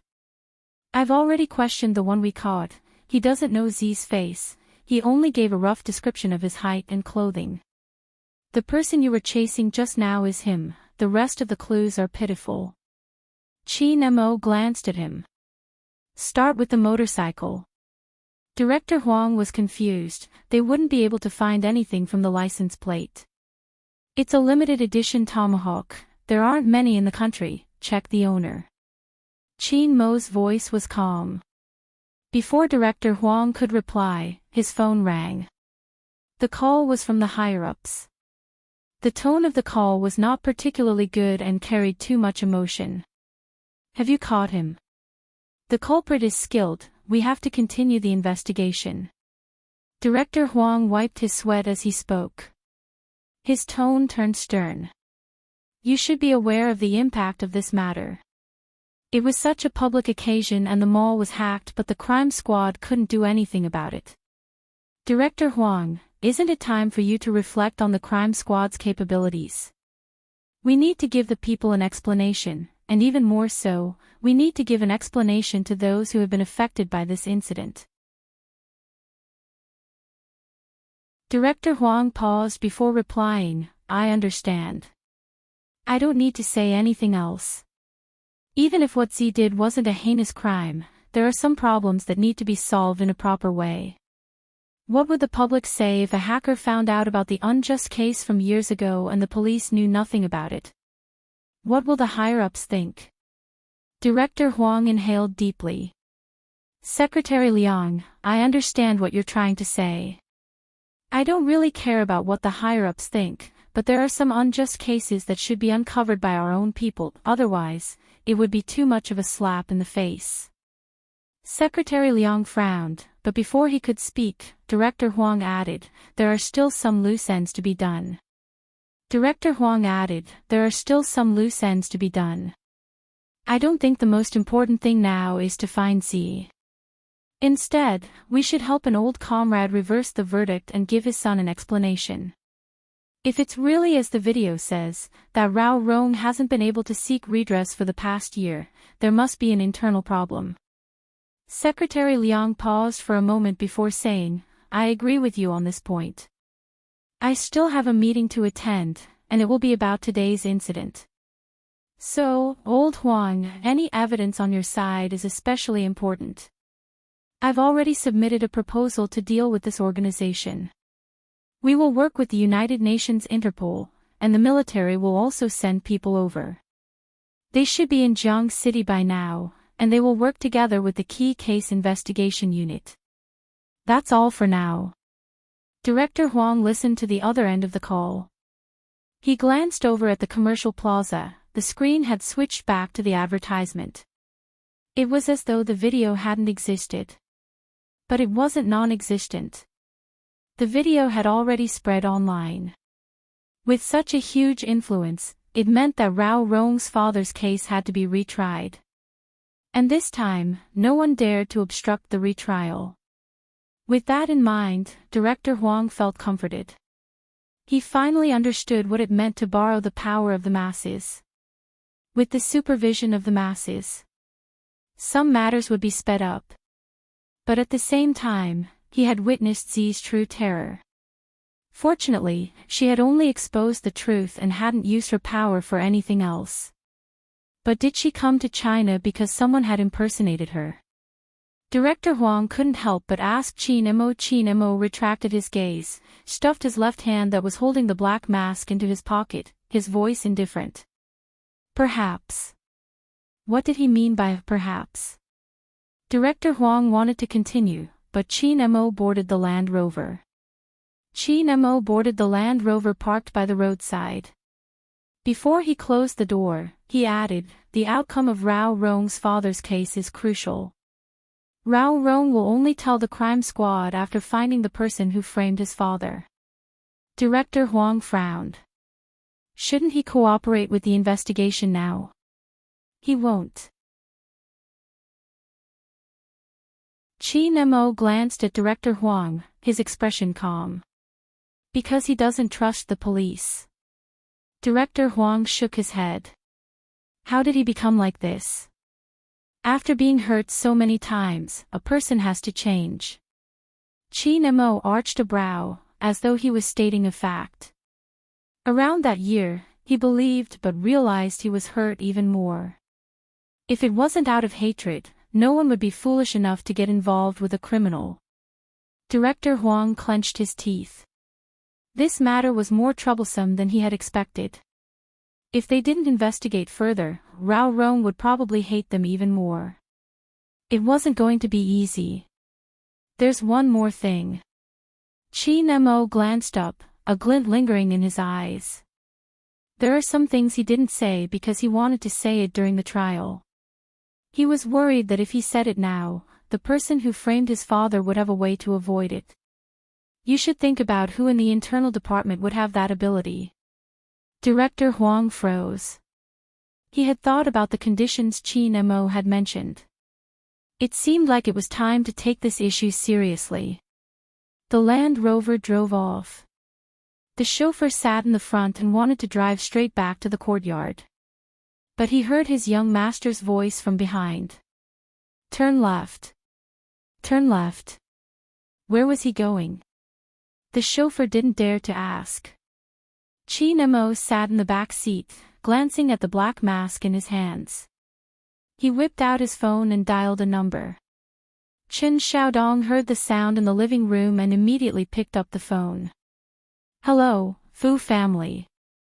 Chen Xiaodong. Qin Mo's voice was faint. Chen Xiaodong felt his head go numb. Almighty Qin, it's me. Qin Mo's tone didn't change. Get your young master to the phone. Chen Xiaodong exclaimed.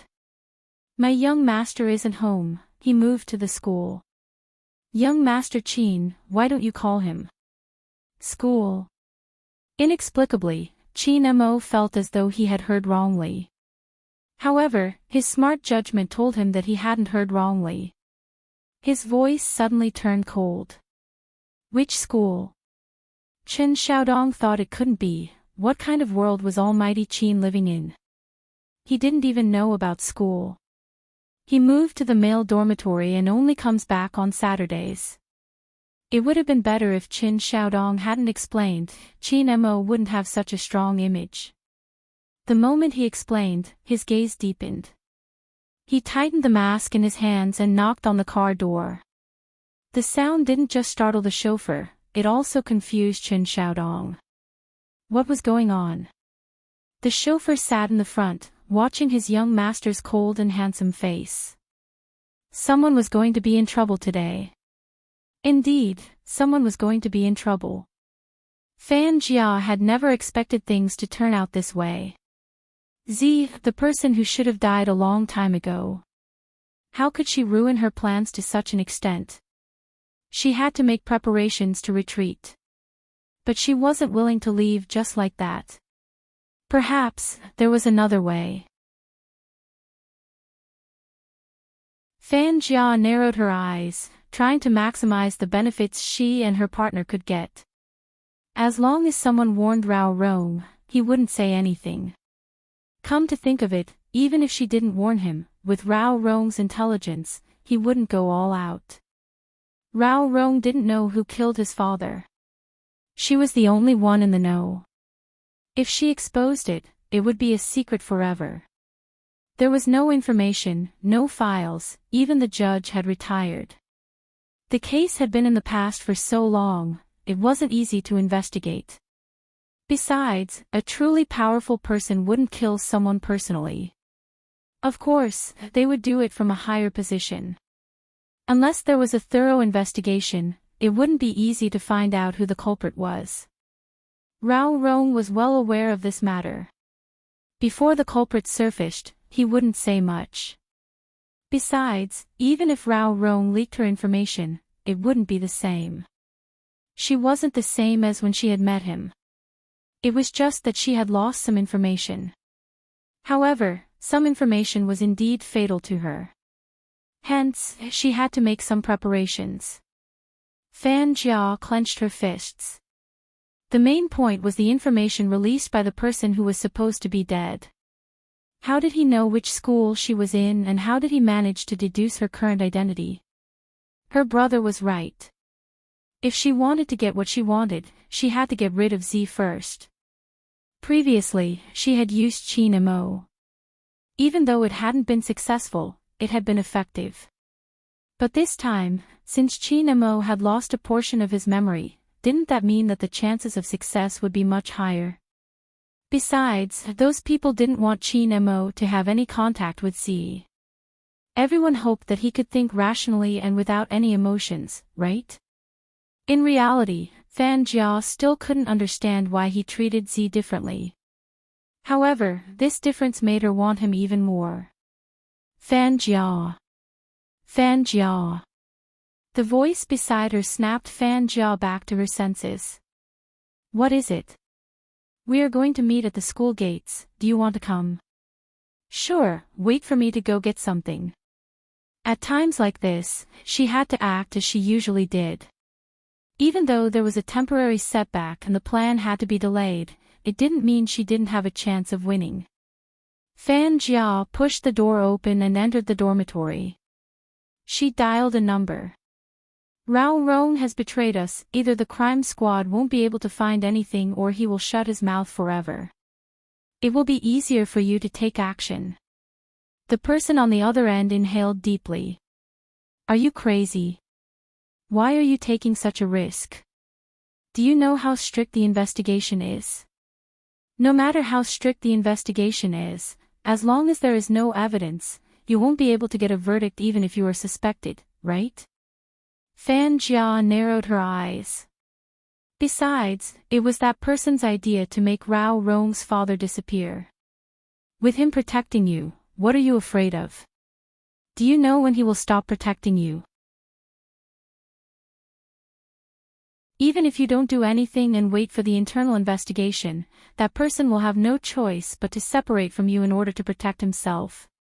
Back then, the cleanup was done so cleanly, even if there is any information left, it won't be found out. You can either attack or wait for your death. Think about it carefully. A middle-aged man in uniform stood in the corridor, his forehead covered in a layer of sweat. Ever since he had seen the video, he had a feeling. He couldn't hold on any longer. What are you standing there for? Hurry up and enter the meeting. Yes, I'm coming. The man looked at the back of the person in front of him, and the girl's words kept echoing in his mind. She was right. Either he caused a commotion, or he would be cut off. Instead of being passive, he might as well take the initiative now. It was a huge meeting with the leader in charge. The entire process was carried out in secret.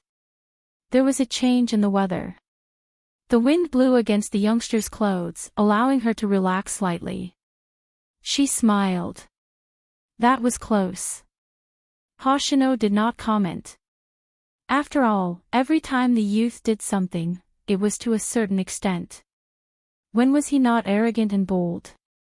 But Qin Mo was indeed the toughest opponent they had ever met. Drop me off at the front, I'll take the train back, it's one stop away. Just then, her phone rang, the caller ID from the Fu family's house. Bojo arched a brow. Hello. Young master, it's me. Chen Xiaodong seemed to have been triggered by something, his voice breaking. Bojo replied, MMH, I know it's you, why?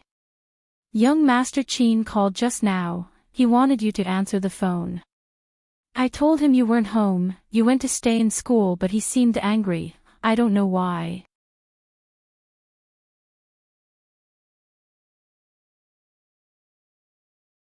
Chapter 974. Young Master, isn't it weird? If young Master Qin wants to look for you, he can just call your phone. Why did he call my house? When I picked up the call, my scalp went numb. Even though young Master Qin's voice sounds nice, it's still scary. As a butler, Chen Xiaodong was a little naggy. But it was his nagging that made Bojo frown. Xiaodong. MMH.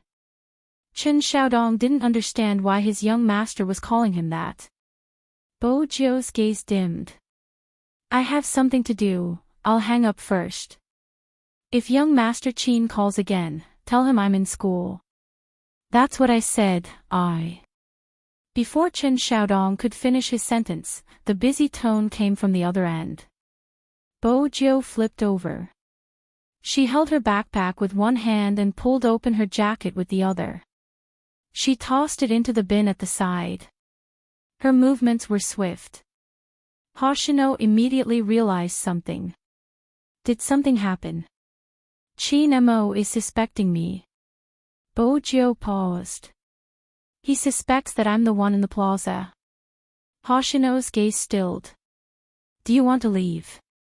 Bojo glanced up and shook her head, her voice low. The National League hasn't started yet, I'll leave after Supreme Alliance wins. Hoshino watched the youngster. After a long moment, he said, I'll arrange a special passage to prevent any difficulties. MMH, Bojo swiftly changed her appearance, leaving only her hair. She couldn't do it here, she had to return to the dormitory and create an alibi. There was one more thing she had to do, she had to reach school before the Almighty. Bojo glanced at the main road, turning towards Hoshino. Head from the east, leave the car at an area with many stolen cars and hail a cab back. All right. Hoshino's aura didn't change, his long legs supporting the left side of the motorcycle. Be careful, if we're discovered, we'll head back to Fifth Avenue. Bojo nodded, rushing into the subway station. She glanced down at the time on her wrist, thankful that it was a traffic jam. If not, they wouldn't have been able to shake off the crime squad car so easily. But even so, there were still cameras on the road. The police might not have the video of them passing through the alleys, but as long as they appeared on the main road, there would be clues. Even if these clues were not found now, in less than half a day's time, all the major checkpoints would be checking the vehicles. Therefore, she and Hoshino had to seize the time and act separately. Bojo had already thought about this. The only thing she didn't expect was the phone call from the Almighty. Just like what Chen Xiaodong said, if the Almighty was really looking for her, he could have just called her or sent her a WeChat message. But the Almighty called the Fu family directly. He wasn't looking for her. He wanted to see if she was at home and if she had an alibi. Bojo gripped the handrail in the train, her eyes bright. As expected, it was never easy to shake off the Almighty's pursuit. Her time was running out. Bojo glanced down at her wrist. Once the train reached the station, she took large strides towards the crowd. Her speed was very fast. Her hair was still black, which meant that she had to wash off the paint on it. In order to prevent being caught by the Almighty in school, Bojo chose to enter from the back door. This meant that she had to climb over the wall. The back door of number 1 middle school was next to number 2 middle school. Bojo tugged her collar with one hand and was about to move. Before the thorn-head youngster could walk over, he said, F***ck, it's already night time. Expert, why are you climbing over the wall? Aren't you afraid of being caught by the headmaster? Bojo paused, turning to look at a certain Chinibu. Hey, your hair is dyed black. When I saw your back, my instincts told me it was you. I never expected it to be you. Bojo held her forehead, sighing deeply. She scanned the things in his hands and pulled him over. You're wasting my time, do you know that? Bring the bowl of noodles over. Bowl of noodles? No, I was busy with my date and didn't have a proper meal. The canteen doesn't even cook, this is my only ration and I even snatched it from my little brother. Bojo reached out. Give it to me. F***ck, you're robbing, do you understand? Is it a trend for good students to rob bad students? Bojo didn't care what he was yelling at the back, grabbing his lunchbox. She used one hand to support herself against the tree trunk and took large strides, climbing up the wall. She stood there and jumped down. Her movements were fast and suave. The boss of number 2 middle school, who had wanted to snatch his bowl of noodles back, hesitated. In the end, he decided to buy another bowl since his skills weren't as good as the other parties. If he climbed over the wall and lost, it would be embarrassing. He was someone with a girlfriend now, he had to take care of his image. Bojo walked quickly, especially when night fell. She was like a silent shadow. When she appeared in the dormitory, the 2 roommates who had skipped the night revision session and were playing poker were shocked. Boss, why are you so quiet when you walk? Your hair. Bojo glanced at them and said, if Almighty Chin asks later, tell him I've been in the dormitory the whole time and never left, understand? They didn't really understand. The 2 people who skipped class were confused, but looking at the young man's cold and ruthless face, no one dared to object. After all, the school hunk had won their respect from the moment he entered their dormitory. Even if they were suspicious that Almighty Chin's visit to their boss was just a fantasy, they couldn't expose it, right? Once she entered the dormitory, Bojo turned on the hot water and soaked the instant noodles before entering the bathroom. Number 1 middle school was indeed the best high school in Jiang City. Even the dormitory was a 5-star one with a shower area. Bojo glanced at herself in the mirror. She lowered her head and aimed it at the faucet of the sink, not caring if it was cold water or not. The white foam from the shampoo swept across the corner of her eyes, the dark color fading away slowly, returning to its original silver color. Outside the school, Jiang Zhua had rushed to the entrance after receiving the call. When he saw Qin Mo's cold aura, he couldn't help but ask curiously, young Master Fu just wants to stay in the dormitory and experience group life. Why are you so angry? Qin Mo didn't reply, walking into the school entrance. The male dormitory wasn't far away. Jiang Zhua laughed mischievously. It can't be, you still haven't settled that person. Qin Mo turned and glanced at Jiang Zhua, his tone calm. You still haven't settled Shui Yao Yao and she seems to be rejecting you. Jiang Zhua's fingers stilled and he laughed. Is that the same? You should know that I'm not as serious as you.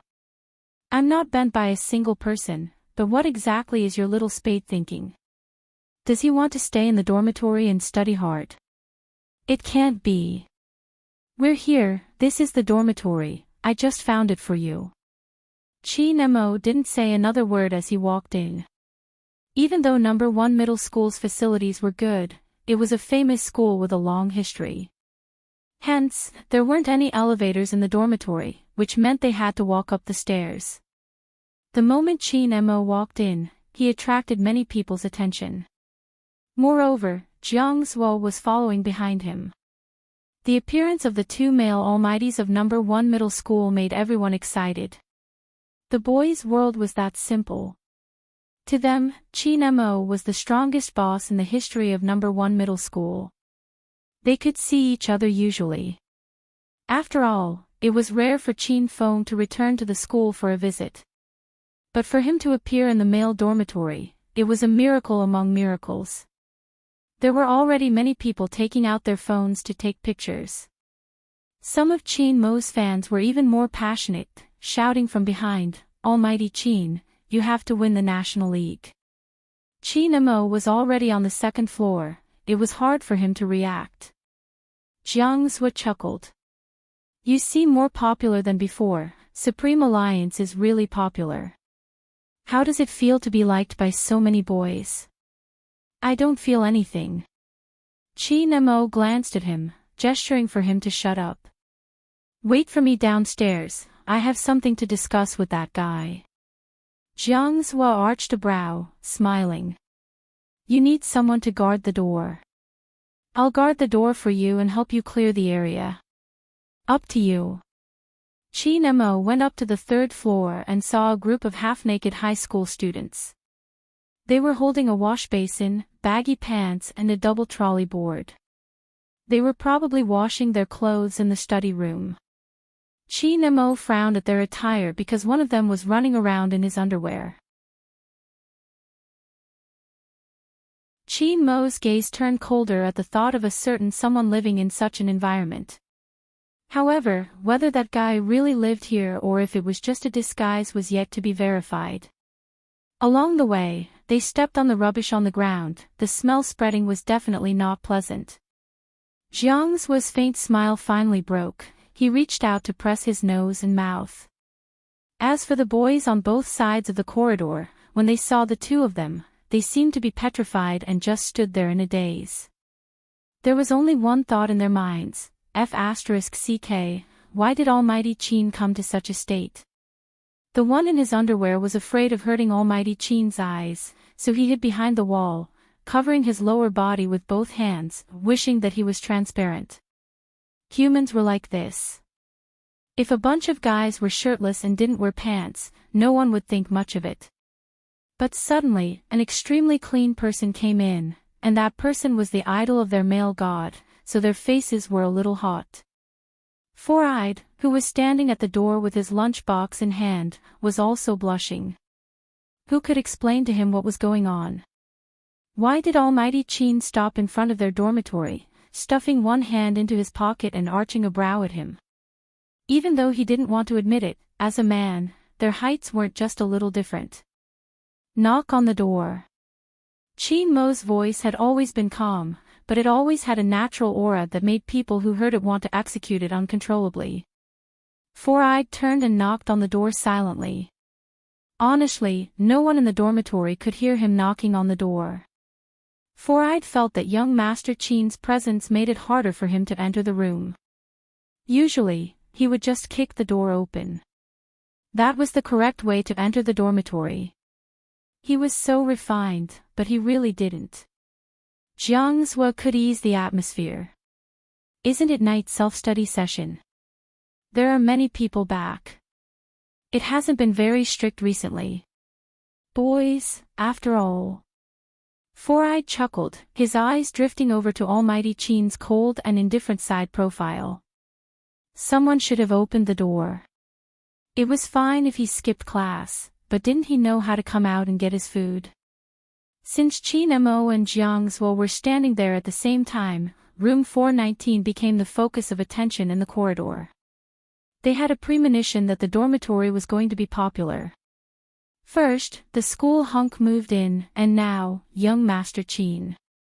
In the past, they wouldn't have imagined this. The four-eyed man didn't feel much pressure. Under the piercing glare, he took a deep breath and knocked on the wooden door 3 times. F***ck, who is it? I'm still playing games. It should be Four-Eyed. Our food is definitely here. Hey, that's good. The man opened the door as he spoke. You really are Four-Eyed. Come, let me see what you bought. What 2 words? The man couldn't finish his sentence. This What was with Almighty Qin and young Master Jiang beside him? All of a sudden, the man was reminded of his new boss's words.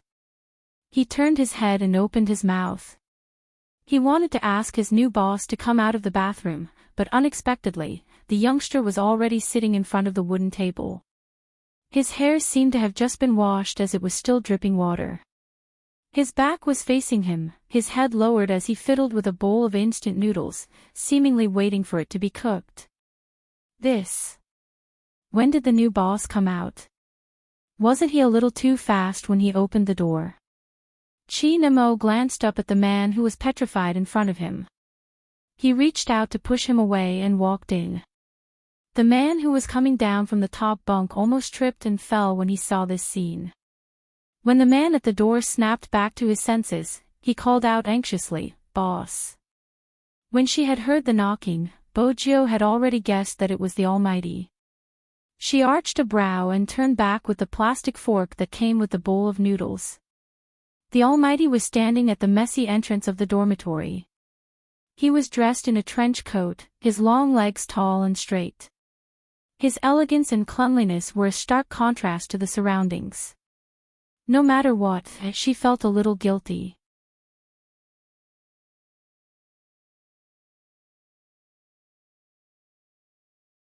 Chapter 975. Qi Nemo watched as the youngster's silver hair dripped with water, her expression unguarded. Her gaze was as clear as ever, as though she didn't know anything. Qi Nemo took a step forward. The person who almost fell from the upper bunk hurriedly retracted his hand, burrowing into the blanket. It was a pity that he had to cover his upper body in the summer. Bojiu could feel the oppressive aura inching closer to her. She didn't know if her roommates would believe her if she told them that the Almighty was bored and wanted to play with her. "All of you, leave." This was Qin Mo's first sentence, his faint voice tinged with coldness.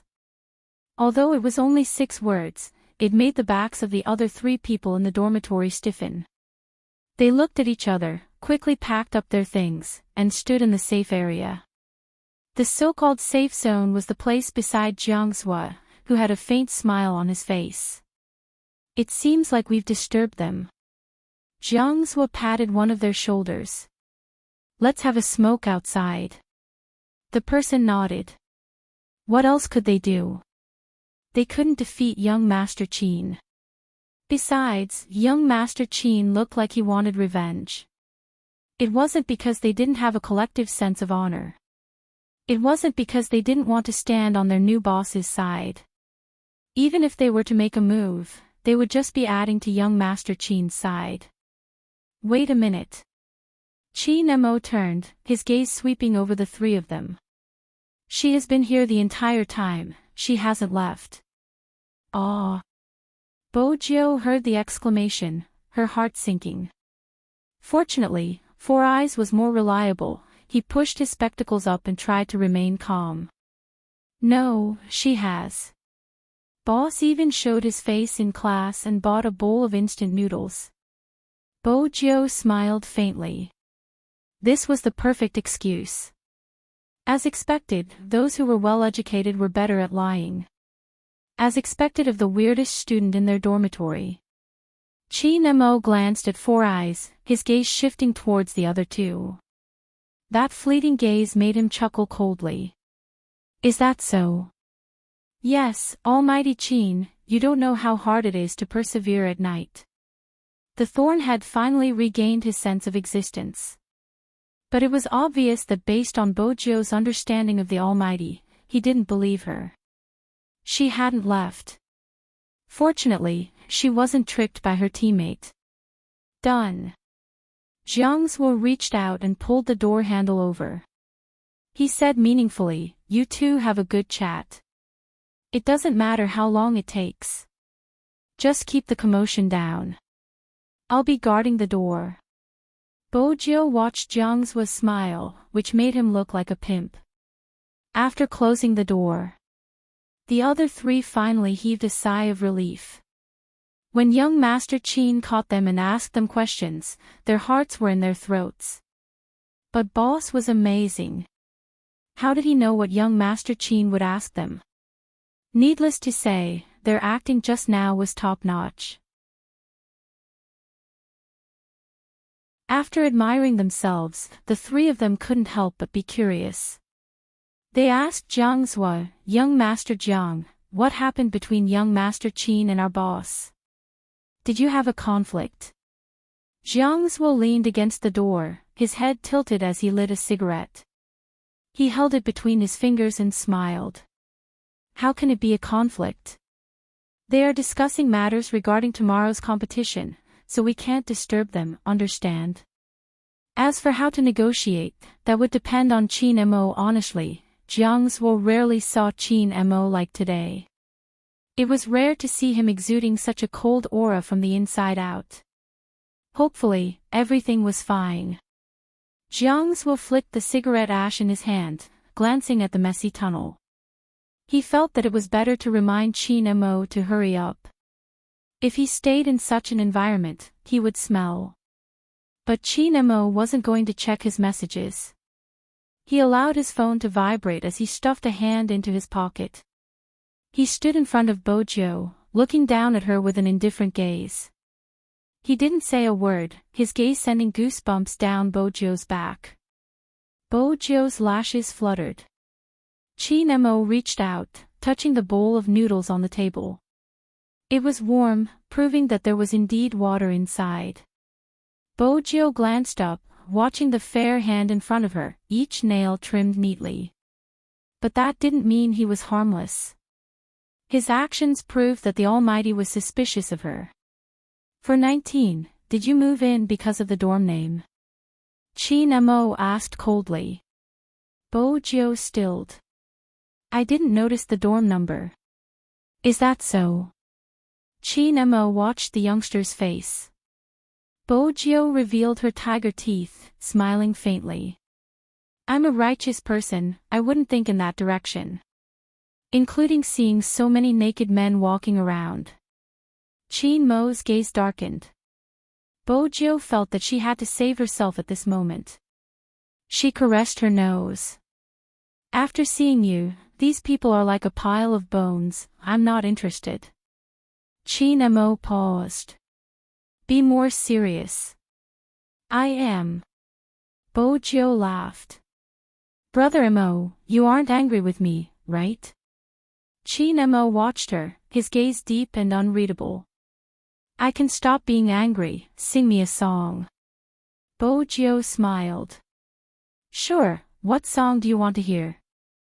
The Ordinary Road, Qin Mo replied faintly. But it was the name that made Bojo's fingers freeze for a moment. All right, I'll search for the lyrics. Just as she lowered her head to search, Qin Mo placed his hands on both sides of her. Qin Mo placed his hands on both sides of her and lowered his body. This way, they were very close to each other, so close that their breaths could touch each other's faces. Fortunately, Jiang Zhua had brought the people from the dormitory out. Otherwise, it would be hard not to think too much if someone saw their posture. Bojo's heart tightened. This was undoubtedly the Almighty's interrogation method against her. Qin Mo watched her for a moment, his lips lifting into a devilish smile. Joe, do you know that a person's heart beats faster when they are lying? Bojo lifted her head, her face serious. I don't know if I'm lying, but when you are so close to me, my heart beats faster. Do I have to touch your chest and ask questions? Qin Mo smiled, looking warm, but Bojo knew it wasn't warm at all because there wasn't a hint of a smile in his eyes. The Almighty's gaze moved from her face to the ends of her hair. His left hand reached out, reaching under the hem of her top. He lifted it up and held on to her softness. Bojo trembled.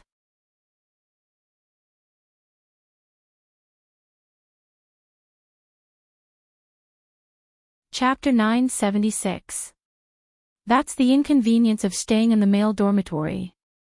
I want to take a shower before they all return. Her excuse was flawless.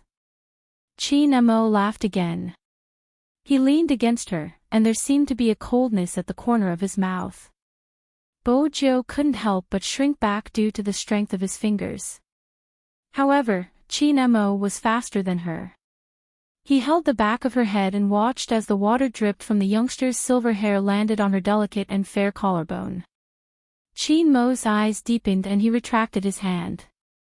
After regaining her freedom, Bojo wanted to stand up. Chin Mo took out a black mask from his pocket.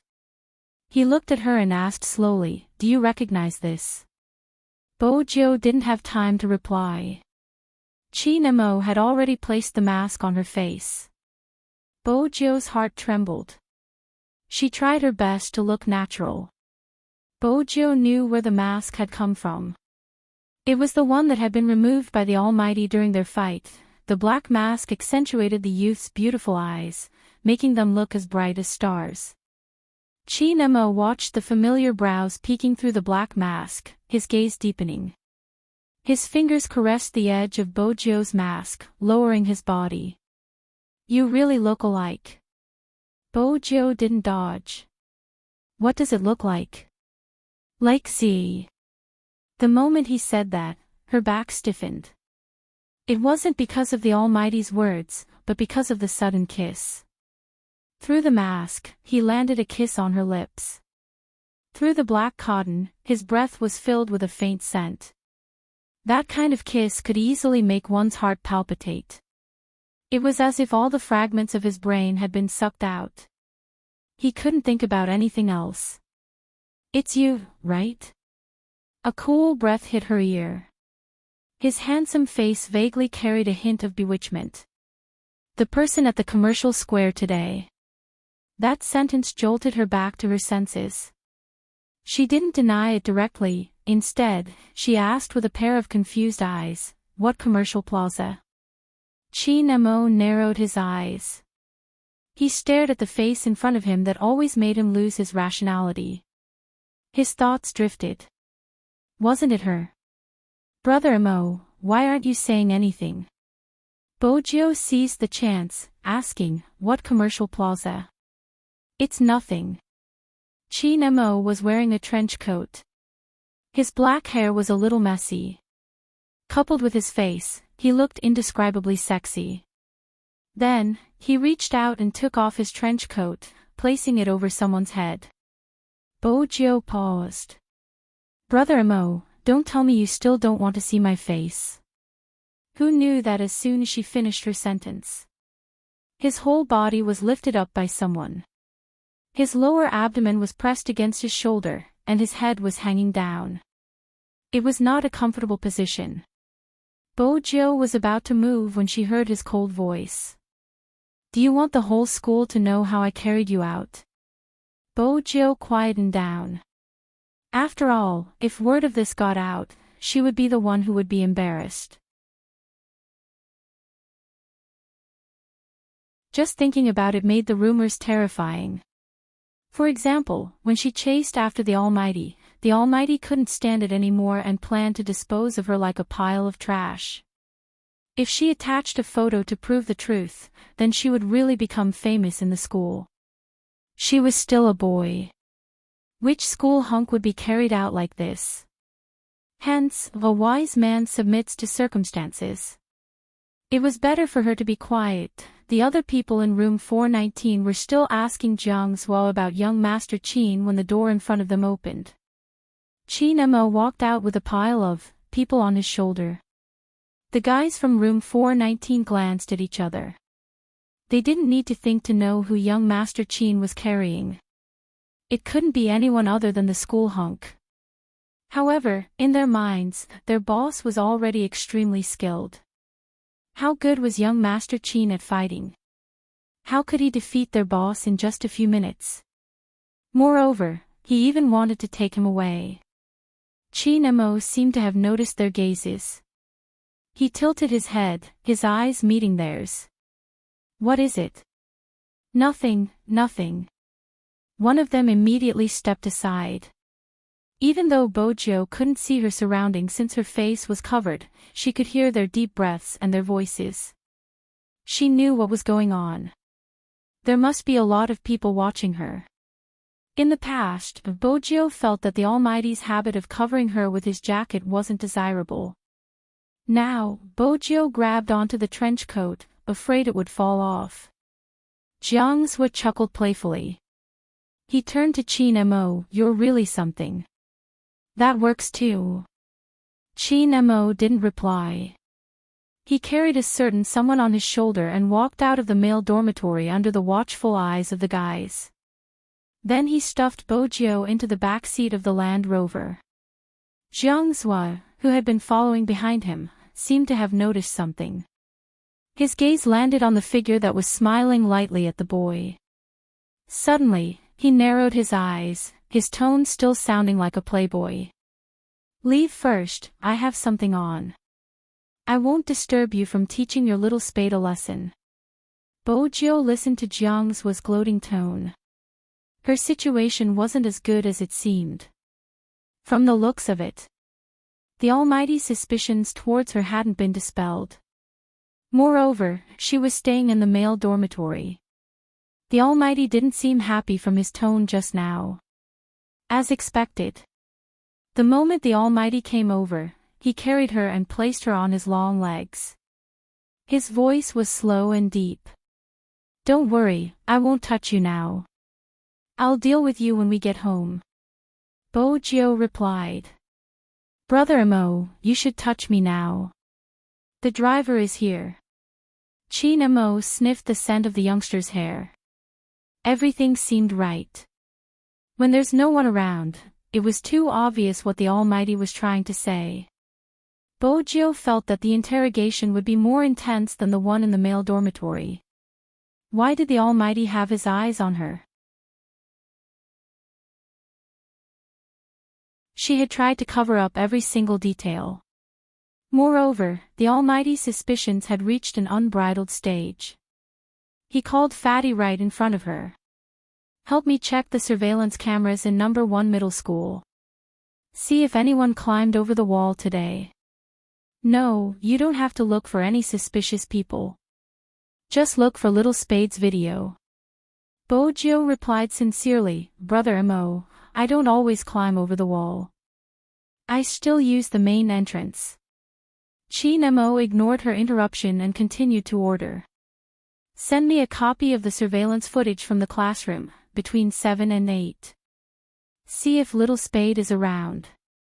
"Captain, why are you investigating Little Spade all of a sudden?"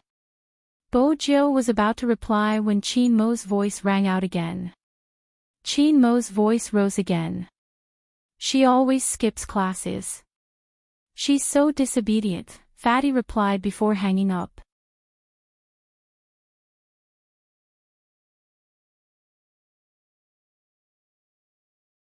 Chapter 977. The night deepened a notch. The students of number 1 middle school had just finished their night revision. The entire school was brightly lit, especially the supper windows and small shops.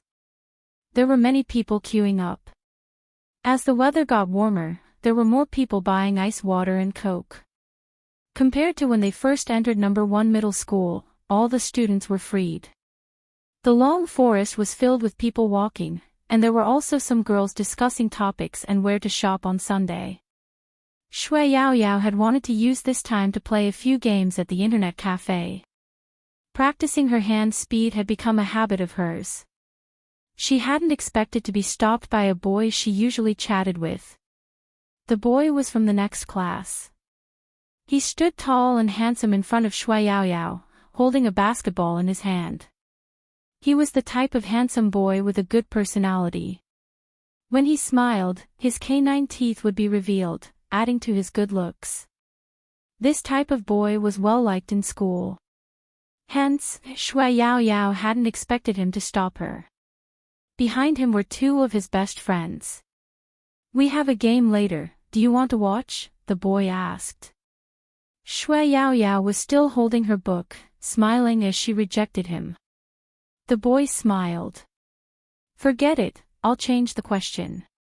Do you want to be my girlfriend?" Shui Yaoyao paused, lifting her head, about to reject him. Suddenly, a voice with a hint of a smile came from behind her. Yao Yao, I don't think Auntie wants you to date in high school. Puppy love is forbidden in #1 middle school. Shui Yao Yao's back froze. Even without turning back, she knew who the person was. The boy who confessed to her looked at Jiang Zhua, who was holding a cigarette in one hand and had an outstanding aura. His eyes widened. Young Master Jiang. Jiang Zhua walked over, a cigarette in one hand, the other naturally placed on Shui Yao Yao's shoulder.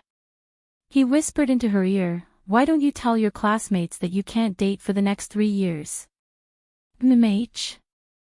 Shui Yao Yao's body stiffened even more. She knew Jiang Zhua was reminding her of the time limit of their contract.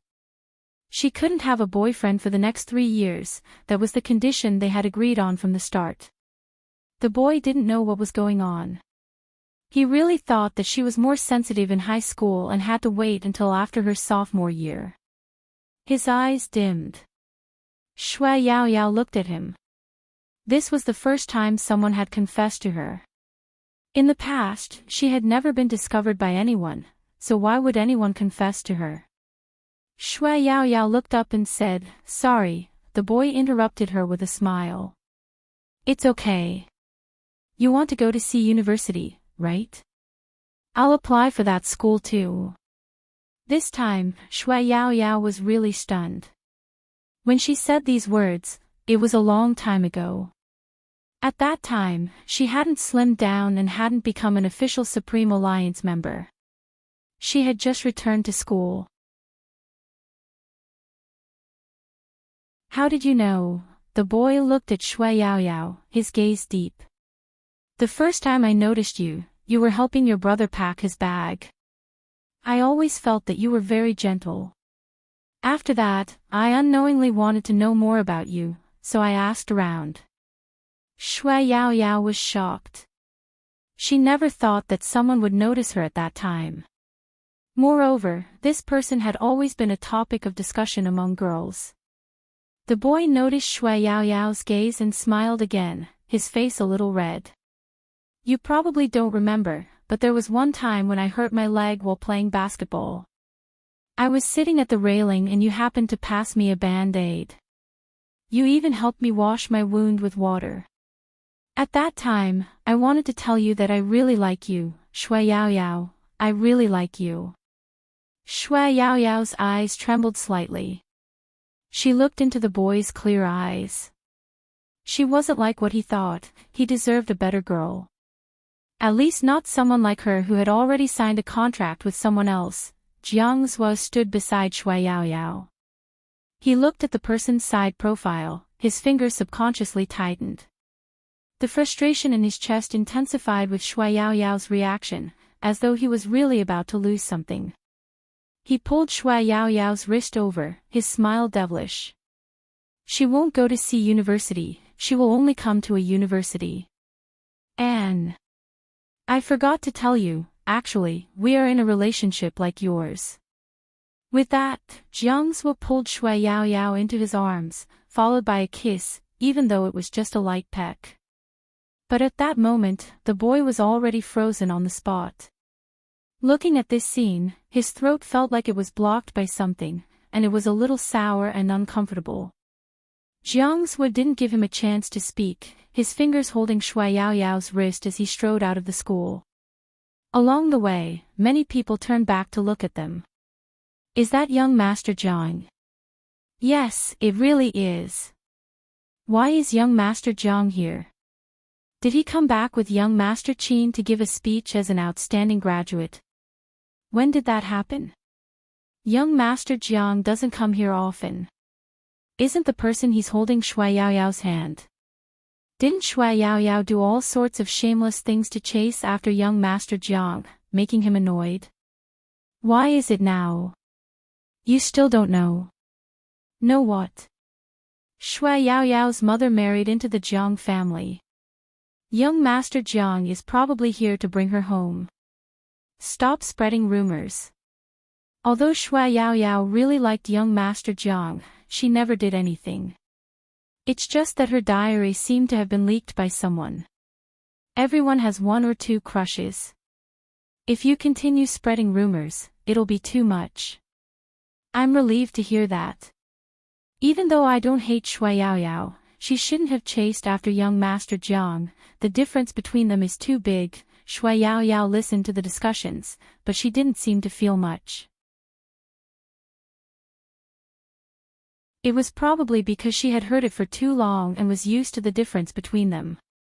Similarly, she knew that if she caused a ruckus in school, it would only embarrass Jiang Zhua. There wasn't a need. It was probably because she had calmed down that she handled things differently from before. There's no one here now, you can let go of me. After leaving the school, Shui Yaoyao spoke calmly. She was very protective of her hand, not because she was spoiled, but because she had to participate in the most important competition tomorrow. The National League had finally come to this stage. Shui Yaoyao placed all her thoughts on it. She didn't notice that Jiang Zhua's side profile was so cold that it wasn't normal. Jiang Zhua was wondering why she couldn't be like before. Even when she had heard the boy's confession, her reaction had become the reason for Jiang Zhua's subconscious annoyance. He knew he wasn't in the right state of mind, but the scene just now was like a well-edited movie, replaying in his mind continuously. Jiang Zhua clenched his fists, his voice turning cold. I brought you out to let you know your current status. Shui Yaoyao looked at him. I already know. Today isn't the appointed time, I need to play a few games. As for the problem you are worried about, it won't happen for the next 3 years. Young Master Jiang, please do as you please. He had said before that he didn't like dirty people, and the hint he gave her was very obvious. But Shui Yaoyao didn't understand. She had already told him to do as he pleased, but he still followed behind her. At the start, his expression was cold. After walking for a while, when he saw that she had really gone to the internet cafe, his expression turned nonchalant. He even got Uncle Ian to open a computer and sat beside her. Shui Yaoyao didn't bother about him. Young Master's mood was probably that carefree sometimes. She took out her phone and opened Her Highness Zhou's WeChat. She was prepared to let Her Highness Zhou play a game with her so they could familiarize themselves with the game. The moment she typed, the phone was snatched over. Jiang Zhua looked at her, his usual demeanor at the nightclub. The person you're looking for is being beaten up by Qin Mo. Are you sending him a WeChat message so that Qin Mo can beat him up even more? The truth was just as Jiang Zhua had said. Bo Jiu sat in the car, thinking about how to resist the Almighty's beauty and interrogation. As for the classroom, she wasn't worried. She wouldn't act so casually if she hadn't done some preparations. She was worried about what other tricks the Almighty had up his sleeves. The kiss and singing through the mask proved that the Almighty was 90% suspicious of her. Only the Almighty would suspect her. Even until now, Smith hadn't thought of her. There was also the fight at the square. If the Almighty had brought along the special forces from the cinema, she would have been caught on the spot even if Hoshino had been there. Hence, luck was important in such a huge gamble. Bo Jiu smiled mischievously. She wasn't going to admit it was her. That was the only benefit of being reborn. Young Master, we're here. The driver stopped the car. Bo Jiu's ears twitched. Qin Mo spoke faintly into her ears through the windbreaker. Do you remember whose mask it is? Bo Jiu asked in confusion, isn't it Brother Mo's? Qin Mo didn't reply. He glanced at the youngster wrapped in his windbreaker and reached out to carry her into the building, just like how he had carried a sack in school. Young Master, this is... Madame Zhang rushed over hurriedly. She could only see the youngster's long legs. Qin Mo replied, Young Master Zhou. Bo Jiu could clearly hear Madame Zhang's awe. This time, she was embarrassed. Unlike what Bo Jiu had expected, the Almighty didn't interrogate her immediately. Instead, he cuffed her left wrist to the chair. Then he walked out. Bojo reached out to remove the windbreaker. But the Almighty's voice came from outside. Princess, look at her. Princess looked as though he had been entrusted with something important. He leaped up valiantly, landing on top of her head. Then he sat there motionlessly. Seriously. It was rather heavy for such a fat cat to be placed on top of her head. Princess looked solemn as he sat there, wagging his tail. This was the first time Bojo felt that her appearance was stupid. Fortunately, there wasn't anyone around. Chinemo had come out because of a call from Fatty. Captain, I just checked and got the footage. Little Spade didn't climb the wall, he was sleeping in the classroom and was punished with frog jumps. Captain, do you want to watch Little Spade do the frog jumps? It's enough to make you laugh for the entire day. Fatty's voice turned softer as he spoke. Even through the phone, he could feel his captain's icy cold aura.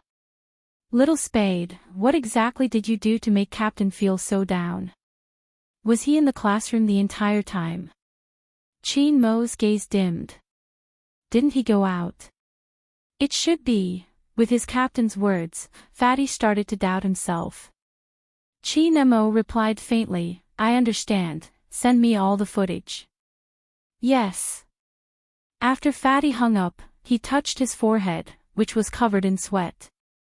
Captain's aura was exceptionally strong today. Was it because of the finals tomorrow? Fatty wasn't aware that before Chinmo's call, Director Huang had sent him a message. It was regarding the motorcycle. We found out who the owner is, but the car was reported lost a day ago. The person who lost the car is also from the esports industry, but he isn't from Tokyo. He's the captain of the Japanese team, Shin. We've checked his background, the esports industry is really different, even the young master of the mafia is there. However, we've eliminated his alibi. He was in a video conference with a bunch of Dragonmouth subordinates that day, and the staff can testify that he was looking for his tomahawk. We followed the trail and confirmed that the car wasn't just transferred once, it had been transferred before, which means that he really lost the car. When he saw Shin's name, Chinmo's gaze changed. The further he looked, the colder his gaze became. That was because he recalled the two figures that had disappeared in front of his eyes. They had a tacit understanding with each other. Chinemo lowered his lids and typed. It's true that the car was lost, but who do you think would have the guts to steal a car from the Mafia young master? Or is the Mafia young master just a decoration and the tomahawk can be stolen so easily? Director Huang was confused. Isn't he always that bold?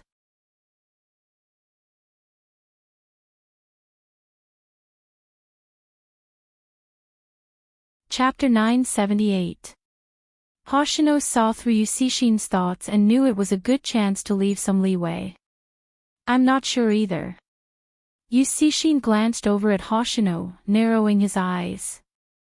If anyone dared to lie to his vice-captain, he would be furious. If you're not sure, then let's wait and see. The people from the Key Case Investigation Unit came today, and they're really smart. They immediately found me. I don't know who gave them the information, but it's obvious that they're starting to suspect you.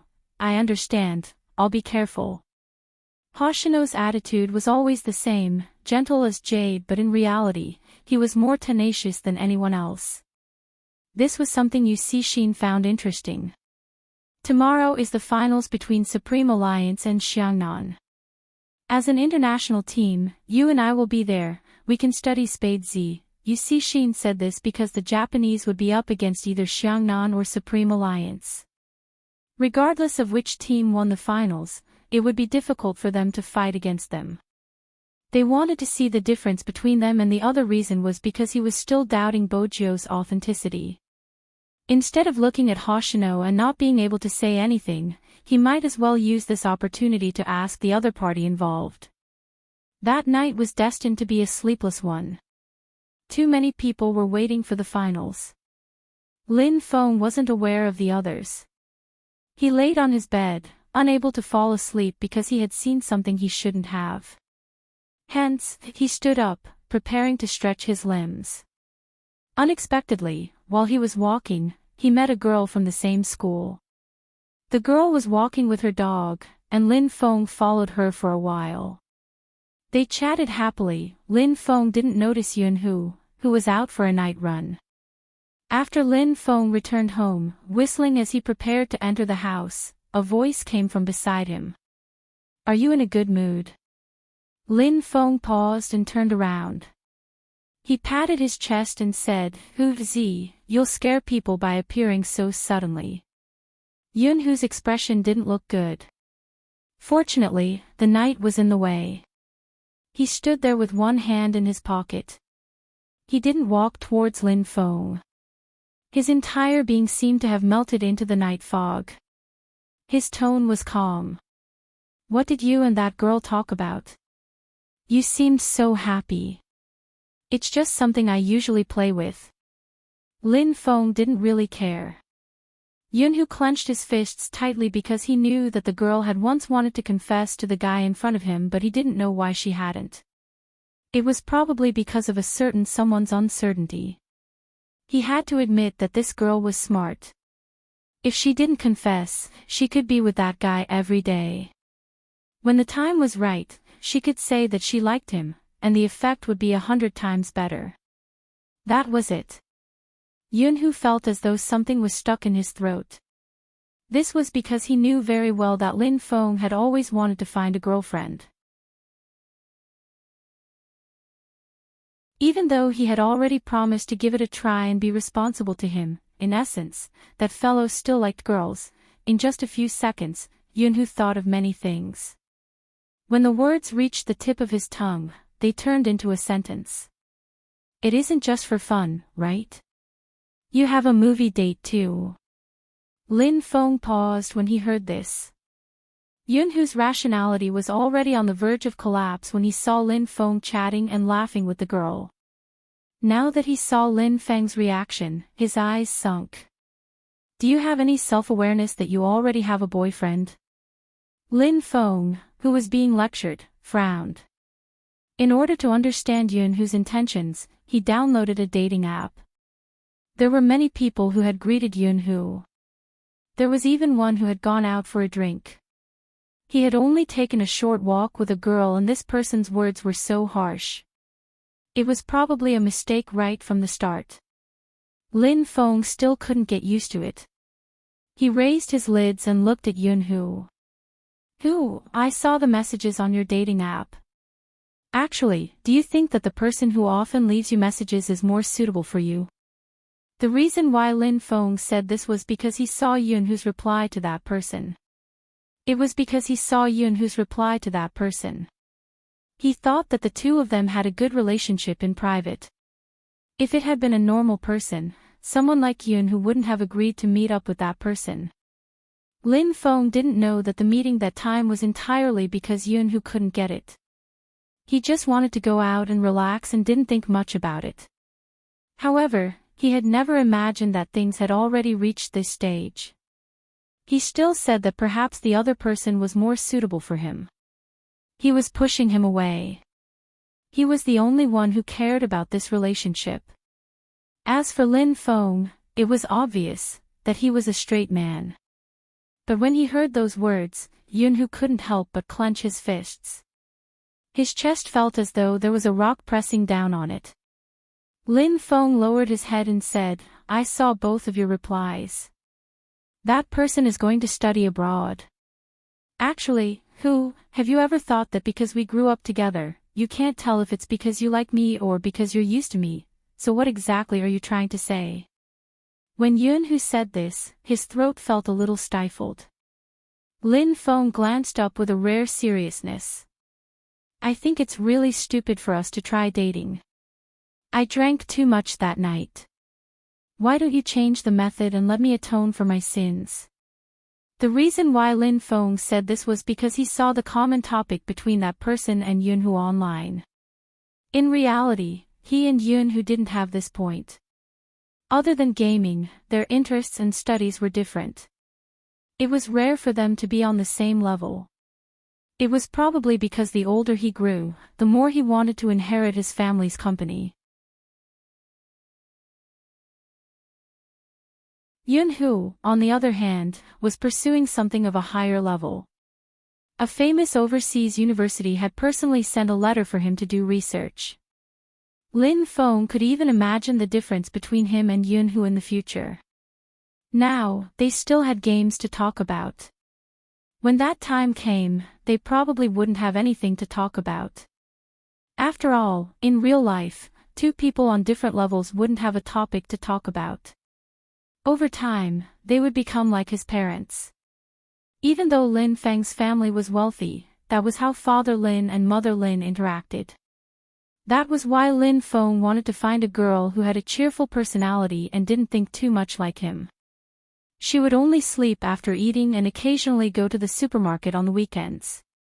That was the kind of life he would have. But it was obvious that Yun-hoo's daily life was much more elegant than his. Sometimes, he thought that it probably had something to do with the fact that his grandfather was gone and the Yun family was still in power. Even though the two families lived opposite each other, their nature was different. He and Yun-hoo used to be people of the same world. In the future, they would rarely be. The uncertainty of their youth faded. How long could Yun-hoo's love last? Hence, he was really stupid. Why didn't he think of giving it a try back then? It would ruin their relationship if they tried it once. Lin Feng didn't want to see that in 1 year, 3 years, or even 5 years, they would have nothing to say to each other and be together reluctantly. That wasn't what he expected. He predicted that by the time that person came back from abroad, he would also be living like a dog. That way, the difference between them wouldn't be especially big. Listening to the man's words, Yun-hoo suddenly felt as though he was on a roller coaster. Not long ago, he had finally agreed to try it out with him. Even now, when he closed his eyes, he could still remember how happy he had been. But because of the appearance of a girl, he felt that it was stupid to give it a try. He wanted to retract everything. At the end of the day, he would never be comparable to those girls. Yun-hoo also knew that this wasn't the most painful time.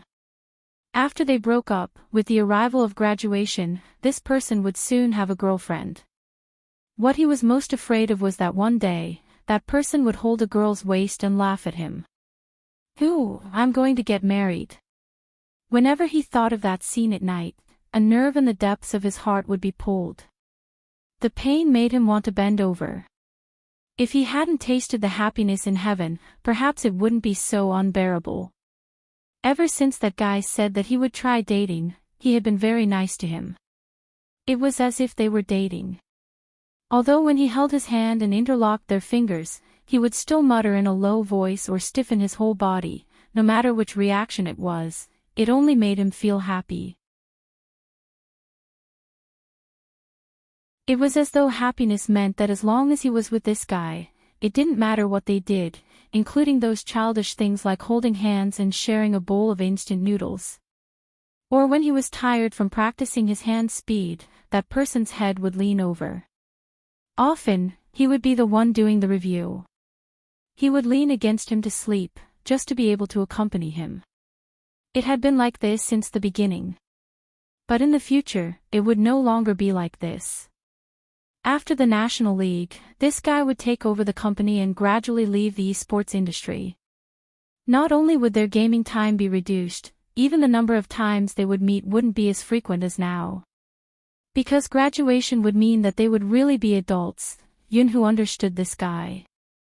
Since he mentioned it, it meant that he had decided to do it. He wanted to end their relationship. It was obvious. Yun-hoo understood. Because of that, even his breath felt cold. Admit it, even if this person temporarily agreed to date you because you tricked him, he will never fall in love with you. Yun-hoo had to suppress all his emotions to swallow the question of why not try again.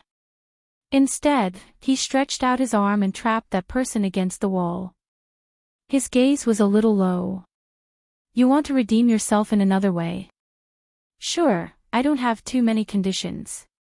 After the National League, if we win Xiangnan, you will let me sleep back. With that, Yunhu released his hand that was pressing on that person's wrist. He took one last deep look at Lin Feng before walking out of the room. Lin Feng was left leaning against the wall, his entire expression petrified.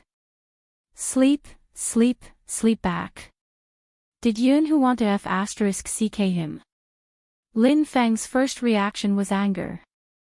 After his anger subsided, he thought carefully about why Yunhu would suggest such a method. He had seen other people's replies. In their industry, people like Yunhu were rare and would never bow down to others. He had taken advantage of Yunhu and now, he wanted Yunhu to take revenge. There wasn't anything wrong with this logic. If that would make Yunhu feel better, Lin Feng took a deep breath. If it wasn't half an hour, it was at least an hour. He smoked non-stop, extinguishing one cigarette after another. In the end, he straightened his body and took out his phone. He sent a message to the familiar profile picture. Sure, let's sleep back and we'll be even. The unique sound effect of WeChat rang out. Yunhu, who was sitting in front of the computer, suddenly didn't know where to touch. When he saw the message, his gaze stiffened. He glanced at the window opposite him, swallowing the bitterness in his throat. The last thing he wanted to do was to be even with someone. Being even meant that both parties were even and they didn't owe each other anything. Perhaps, ending this relationship didn't mean anything to him. Yunhu chuckled. When he placed his phone down, even his black hair hung down. He didn't turn on the lights, just sitting in front of the computer. After a long while, he made a call with a hoarse voice. I have the answer to the question your school asked me previously. After the competition, I'll head over. Ah, that's great. The person on the other side spoke in pure English. We look forward to your joining, Yun. Yunhu couldn't hear what the person behind him was saying. He reported his passport number numbly and filled in some information before sending it to the designated email. After he was done, it was almost 11 p.m. After the competition, they would really be worlds apart. Hence, he didn't want to have any regrets for this competition. He also didn't want to see that person smoking in the toilet with reddened eyes after losing the competition and blaming himself. That person, when he was working hard and playing games seriously, was more adorable than ever. The night sky darkened. Under normal circumstances, the internet cafe would be open for supper. Usually, at this time, the boss loved to stand in the middle with the air conditioner and order takeaway. However, at this moment, he closed the shop early and was making the final settlement. Before the customer left, he smiled. Tomorrow is the finals, right? Did you meet Xiangnan? Finally, you have to work hard, uncle. This was the fifth customer who said that. The customer wasn't a fan of Yin Weiyao. He held a cigarette in his mouth, changing his hand. I will. In the distance, there was a tall building that pierced through the clouds. The Feng family was on the top floor. Feng Yi sat on the sofa, finalizing the next day's schedule and the order of the fans' entrance. After hanging up, he tugged at his tie and saw his brother checking the things he needed to bring: the team uniform, the standard earpiece, and the wrist guard. You're tuning in to the Dreamy Chapters YouTube channel. We're so grateful for your support, and don't forget to subscribe to join us on this incredible journey through captivating stories. Your generosity through donations truly makes a world of difference, as it's the primary source of revenue that allows me to expand and enhance this channel for you. Thank you from the bottom of my heart for being a part of this adventure.